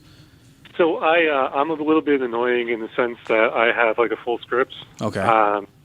And so everything like right down to the last detail is in there. But what I say to him is, look, you know, this is sort of how I'd like it to look, but it's totally up to you. So I do surrender control when it goes to the artist. I mean, they know everything that's in my head because of the way the script is laid out, but it's completely free both for Peter on Vengeance Nevada and Francisco of Liberty to do whatever they want with it. And so like that, the page that you're talking about was something that was entirely his. I could not have conceived that any better. That was completely out of his mind. Yeah, it looks beautiful. Now, can you explain the people at the end of the book, the girls at the end? Sure. Explain what's going on there with them, if you don't mind. Sure. So now that I've given it away that she's a villain, I wanted to show you pretty early on what the opposition was to come and say, all right, well, Kristen is this person who suddenly got everything she ever wanted. And as you read the series, you find out that she was supposed to become this superhero called Liberty. But for reasons that are explained as the book goes on, Kristen is rejected for the job. And so the woman you see at the end of issue 1 is the person who got the job instead. Gotcha. And yeah, so that's Liberty. And then you sort of see like the team that works with her that comes in. And the book really is sort of a built up to a showdown between the two of them. Kristen now has near limitless power, and she's coming after this person. Later on, you'll see it like she's in her own deformed version of the Liberty costume. Yeah. Because to her, you know, I suddenly have everything I've ever wanted. I wanted to be a superhero. This is, and you're standing in my way. So that's sort of the group that you see at the end of the book. There's sort of my C-list Avengers. And I just want to say, like, if people are fans of monkeys as detectives, that is indeed Sherlock Holmes. Okay. That's Sherlock Holmes with his brain inside of a giant ape. Kind of like Detective Chimp, but in a yeah. So I've always I think since like 2006, I went into a Detective Chimp kick. Yeah. And I was like, all right, I love this. I wish he was a little bit bigger physically. So how about if we did this? But he was actually Sherlock Holmes. Right. Did you read? Are you reading the Dark Knight's Metal? Yes. Did you read the one with Detective Chimp in it? I did. I'm not crazy about that particular issue of it. Me neither. I was so confused. Yeah, I've been reading. Like I read the series building up to Metal, and then all of the spin-offs, and I was like, all right, I've got this. And then as I'm reading, I'm like, this is the most Grant Morrison thing I've ever read. Right. And I have no idea what's happening, but I really did enjoy the work with Detective Chimp in the front end and the back end of the issue. Like that's like my favorite thing of the year so far. And I've read all the side issues and the tie-ins, and I understand the tie-ins more than I understand the main story. But every time there's like 5 issues of the main story, and every time one comes out, I always do like a little blurb on it on the podcast. And every time I do the blurb, it's like, I have no idea what's going on, but I loved it. I can't wait till the next one comes out. Like I don't know all the history behind Hawkman and a lot of this other stuff. I'm a very big Batman fan, so I know a lot of Batman backstory, but this ties in like all these characters that DC has throughout history that I never really paid attention to. So it's kind of making me go research people and find out and buy books. I bought more Hawkman stuff on Comixology in the past month than I ever did in my life. But which is funny because he was on Legends of Tomorrow. You figured that would have been the high point of people checking out Hawkman. I can't watch CW stuff, man. Really? I've given up on it. The first 2 seasons of Arrow were some of my favorite TV in the past 10 years. Sure. Once they hit like season 3 and 4 and what's the girl's name? What's Oliver's girlfriend's on and off name? Felicity. Felicity. Yeah. Once Felicity got a little annoying. Season 1 of Flash was great, and then it got very tween drama for me. So So then Daredevil came out, and that changed the game. Daredevil on Netflix totally changed what my perception of a superhero show should be. So after seeing, because I think season 1 and 2 of Arrow kind of fits in with the genre of Daredevil season 1 and 2. It was kind of dirty and grungy, and it gave you that origin, but it still had that meanness to it, and that Slade Wilson was amazing in that show. And then once it turned into a little bit of a tweeny thing, then I kind of lost it. And the same thing happened to my co-hosts, but they're back now because I heard Flash got a lot better. That's the best I could say. I can't even make like an audible response to it. It's what my whole thing with the CW shows, it's fine because it's an access point for people that don't read the books, and that's why I'm totally like, to me they can put as many shows as they want on here, even if I don't watch them. It's fine because if it makes people buy comics, sure, that's all I care about. Of course, then DC goes and cancels Supergirl, which is a whole other thing, but yeah, so it's a weird thing. But you figure Hawkman would have been like at the top of everyone's mind a few years ago. And he's a cool character. He's really cool. Yeah, he is. He's always been strangely written for me. Yeah, like it was too confusing to the point where my dad got into stuff like in the 50s. So if you say the word Stanagar to him, or you try explaining like nth metal, right. He do like you're crazy because it was a completely different Hawkman. And I think that there's so many different versions of him over the years that writers sometimes struggle to reconcile. Okay, this is the version of Hawkman that we have today. But since Metal, it's been like, okay, I get it. Carter Hall, he seems cool. Let's check it out. Absolutely. All right, so tell people, give us one more plug for Vengeance Nevada. Where can we find it?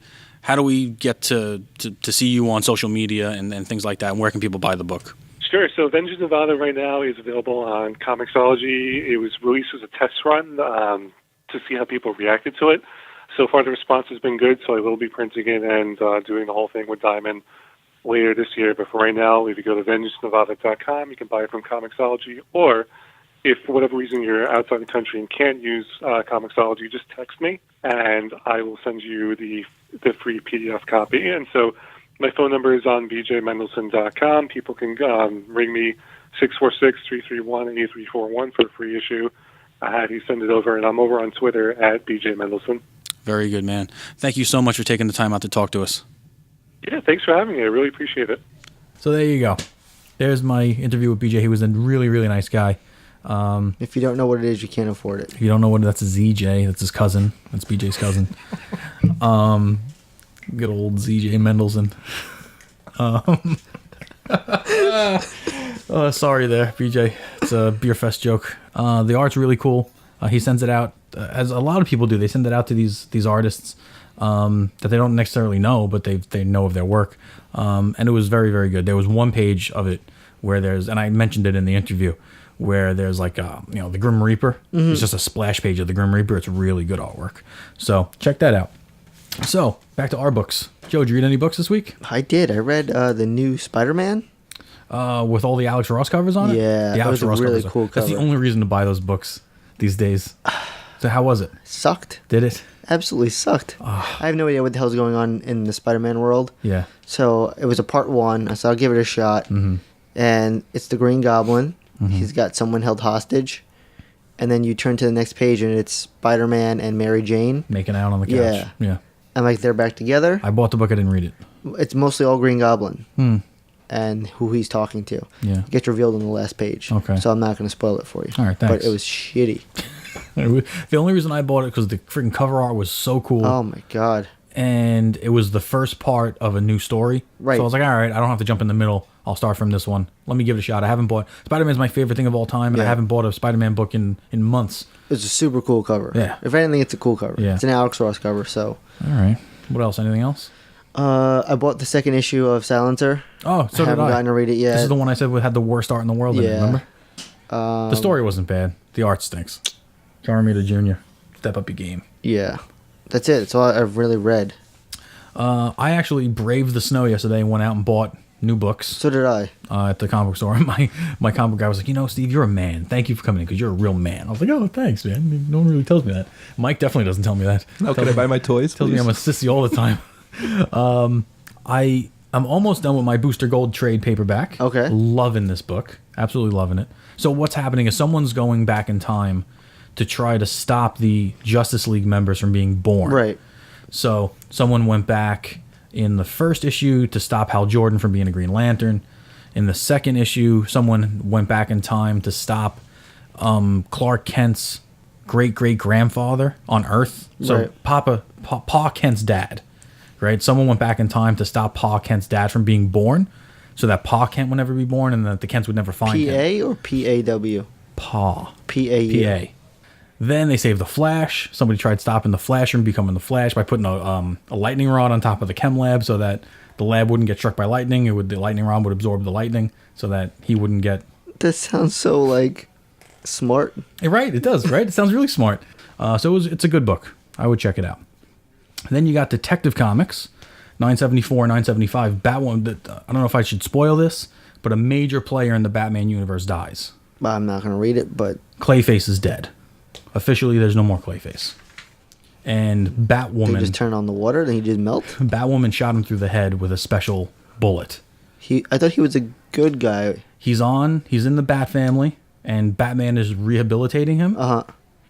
And there's this new, villain that Batman's facing from this new run of Tom King. Right. Called the Victim Syndicate. And these are all people that were in, the line of fire while Batman was trying to save somebody or trying to fight one of the criminals. Right. So when Batman was, like in year one, Batman's first fight with somebody or whoever he's trying to fight, on the sidelines, a simple bystander gets hurt and injured. Hit by a batarang. Or, a car falls on him or something like that. Somebody, Clayface infects somebody with his disease and there's another kind of Clayface person. All these people that were affected by Batman indirectly formed the Victim Syndicate. Okay. And they want to take Batman out because they don't want Batman to hurt other people. This was an ongoing storyline. So they capture Clayface, make him go kind of nuts, and he's losing it now. So Batwoman's like, the only way to fix this is if we kill him. We got to kill him because he's gonna kill thousands of people in Gotham City. I got to kill him. She shoots him through the head with this special bullet that you got to read the story to figure out what it is. But the whole Batman's all like, we don't do that, and you're out of the Bat family kind of thing, And it's like, I hate that, but you knew it was gonna happen. Yeah. Him and Robin and Batgirl and Tim Drake and Nightwing. They're all like, you shouldn't have done that, Batwoman. That wasn't nice. We could have helped him. And she's like, no, that's what we had to do. Damien's like, yeah, we should have killed him. Yeah, pretty much. Damien and Jason Todd was like, no, that's what they had to do. Yep. She did what she had to do, and that's fine in my book. But the art's great. The story's strong. Check that out. And I finally started Mr. Miracle. This run has been, spoken so highly of. Right. And I know nothing about Mr. Miracle. I never read any of this. I know it's a Jack Kirby character, and I dig the artwork from back then. But I knew nothing about it. You know anything about Mr. Miracle? No. He's a new god. He's a new god. He's Highfather's kid. And when he was little, he was traded with Darkseid's son to Darkseid. Okay. So the Highfather and Darkseid made a pact that said, we won't fight each other, but we got to trade sons. It's a weird pact. Okay? So they do. So Darkseid's kid goes... Sounds like Thor and the Ice Giants? Yeah, kind of. So, Orion, I think, is Darkseid's kid. Okay. And he goes to the Highfather. Okay. And Mr. Miracle is Highfather's kid. He goes to Darkseid and is raised by Darkseid. And as he grows up, he doesn't believe in the whole vision of Darkseid. Right. So he leaves. And when he leaves and breaks away from Darkseid, that breaks the contract, and that's why Darkseid is a bad guy again. That's why Darkseid starts invading things and starts to try to invade the new gods and things like that. So in this book, in the first book of Mr. Miracle, it's him on Earth with Barda, his wife, who's another new god. Darkseid's running amok in space somewhere, and they get called back to go help, pretty much. I'm not going to get into the whole book, but supposedly this book is amazing. Okay. So it's a 12-run series. There are 6 books out. I only read the first book. I had bought 2 through 6, and the first one got a reprint, so then I got the reprint. Okay. So I started that. So that's that. I bought Rogue and Gambit #1. Oh my God, was this bad? Why did you do that? I don't know. Why'd you do it? They put Rogue, like when you buy a Rogue comic book, what are you expecting to see out of Rogue? Tits and ass. Oh my God. Okay. I was just going to say sexy Southern Belle, but we'll go TNA. That's fine. Right? When I watched the 90s cartoon to watch Rogue in that outfit. And what did you like about it? Her accent. Oh, her Southern Georgia Belle accent. Yeah.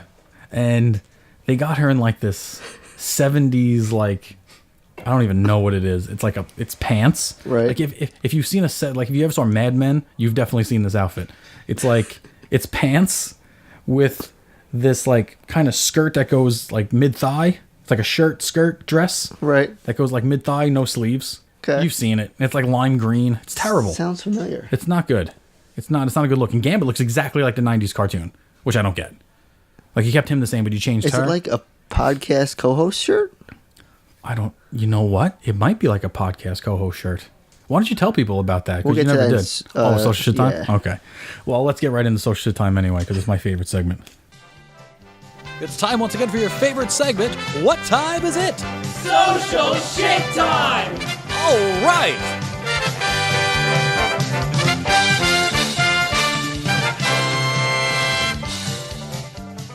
So go ahead, give us some social shit time with your shirts. The other day, Joe Zalak sent a message to me about podcast co-host shirts. It came up on his Twitter feed as like trending. It was trending on Twitter that day. So he sends us a picture, and it's 2 like tank top shirts. I posted on our Instagram, and like one of them has like a print of dogs. There's another one that I saw that has like jellyfish on them. So I went on Google and to add to my history, I typed in podcast co-host shirts. Yeah. And there's like 4 or 5 different types. There's sleeveless, there's long sleeve, there's like solid print, there's like printed. Who's making them? You try to like hit shop now, but nothing like comes up where you can actually buy any of them. They come up on an image search. So, for our fans, search podcast co-host shirts. Yeah. And send us the best ones that you can have. Uh-huh. If they're not like too expensive, maybe we'll buy one and I'll wear it on the show. And we have to live feed it, I guess. Absolutely. These are female shirts. Yeah, they're women's shirts. Some of them are whatever. It's like the puffy shirt from Seinfeld. I think it'll be hilarious. Okay. You know what? Mike's not here. I'll make Mike wear it. All right. So I got a lot of tweets. This one's from she's moving up the ranks, man. Sanofa Bantha. Uh-oh. Moving up the ranks with another GIF. Son of a Bantha. It's a GIF of, not a GIF actually. It's just a meme rather. It's a meme, not a GIF. Of people like looking up the aisles of a plane. Right. So you're in the back of the plane looking up the aisles at all the heads, and you see little word bubbles, thought bubbles above the heads, and it goes, "It's not me. The one who smelt it dealt it. The one who denied it supplied it. I've got shittins if you need them." So, Sanofa Bantha, you have officially moved in. Oh my god. To number 6 on the show's. Who'd she bump? She bumped Joe Z, the real Joe Z. Yeah. Oh shit. Who got bumped even more when he said that Tom Cruise can suck it. No, she said Tom Cruise can suck it. Wait a minute, I have to rethink this. Nah, we'll keep you. We'll keep you at number 6, Sanofa. That is genius. That's awesome. And I wrote, ha ha ha, the real Joe Z is out. You're in. Next one is from Kate. She goes, I imagine Steve has a Spider-Man onesie. If not, we have to get him one. This is when someone posted on on our Facebook. The guy in the Spider-Man onesie in his house, chilling in his house. Oh yeah, I posted that. It was for when Jessica Jones comes out. Oh, is that what it was? Yeah. Okay, I do not have a onesie. I want one of those. I would love a onesie. So if you want to give me a onesie, you know where to get me. You know where to find me. Next up, Phil Batista, number 3. He's number 3. Yep. So yeah, shit and stole the show. Who would have thunk it? They should do a cross promotion with the infamous poop knife that Aussie and the Palm graciously informed of the world of. Did you hear about the poop knife? Yeah, he told me. I told you about the poop knife. The poop knife. It's a knife that you keep next to the toilet to cut your poop when it doesn't go down the toilet. I need that. I have a poop hanger that goes down the toilet. Now I've never had that problem. Well, I only had to use the hanger when my kid shoved half a roll of toilet paper down there, and half a roll of Charmin is a lot of toilet paper. You should check your toilet for pencils. For erasers and pencils, yeah, sure. We got 2 emails. Really? Yeah, from Pat Megno. Okay. Now, these are really excellent questions, but these are things we have to think about, and I think they can even be show topics. Okay, where are they? He says in his first email, "Hey guys, been loving the show recently. You guys are my official sponsor of my commute in the morning. But I was wondering if you could only show one episode of Seinfeld to someone to try and get them hooked, which would it be? Feel free to use this format in any of the shows. Sincerely, Pat Megno." Ooh, that's a good one. That's a great question. And I would have to really think. I can't just come off the top of my head thinking about that. We could build the show off of that. I really like the one where they try to make the oil bladder, where Kramer and his intern, try to make the oil bladder out of the exercise ball, and George has his private bathroom. That was That's a good one. The hello, right? Yeah, hello. I'm not looking up. Yeah, that's a really good one. Yeah. But I'd have to think about that one. In his second email, he said, if you guys could have any one property turned into a theme park ride, what property would it be and what type of ride would it be? That's a really another good question. And I don't know if I might be able to answer that now. I think I would want Lord of the Rings land, I think. Predator land. You want Predator land where you have to survive in it? If you get killed, that's not bad, dude. That's actually a good idea. Predator land. Could have yelled, "Get to the chopper!" No, he would yell at you, and you'd have to run. If you don't get to the chopper in time, the Predator gets you. That's a good idea. We'll think about that. And I think we should have to come up with a whole park. Okay. Like each one of us would have to come up with a whole park, all the rides, all the restaurants, all the little things that you can buy there. We'd have to get real creative about that. I could do that. All right, cool. Then I got Sanofa Bantha at Dinner Podcast. Are you guys thinking about attending Garden State Comic Fest in Atlantic City? Great comic show. Artists on the list, including Jay Lee. I don't know who Jay Lee is. I'm not sure if she meant Jim Lee. I can't see him going to Atlantic City. But I'll look up Jay Lee.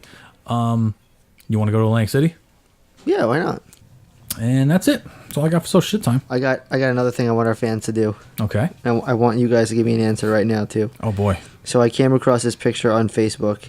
I thought it was hilarious because it just reminded me of something that would pop up on, like, Family Feud. Mm-hmm. And it was, name something that you can say during sex, but also say at dinner with your family. You got one? Can you please pass the jelly? Survey says. That's number one. Can you please pass the jelly? Is amazing. Wow. That's a good one, man. You got nothing? I don't. You're usually pretty good with these things. Yeah. Mine are just filthy. That wouldn't make any sense at the dinner table unless you're a freaking weird family. I know your kid's baking on the floor. Yeah. The same kid throws shit everywhere. You got a poop hanger. You ready? You got one? You gonna eat that? Aw. That's the winner. Yes. That is the winner.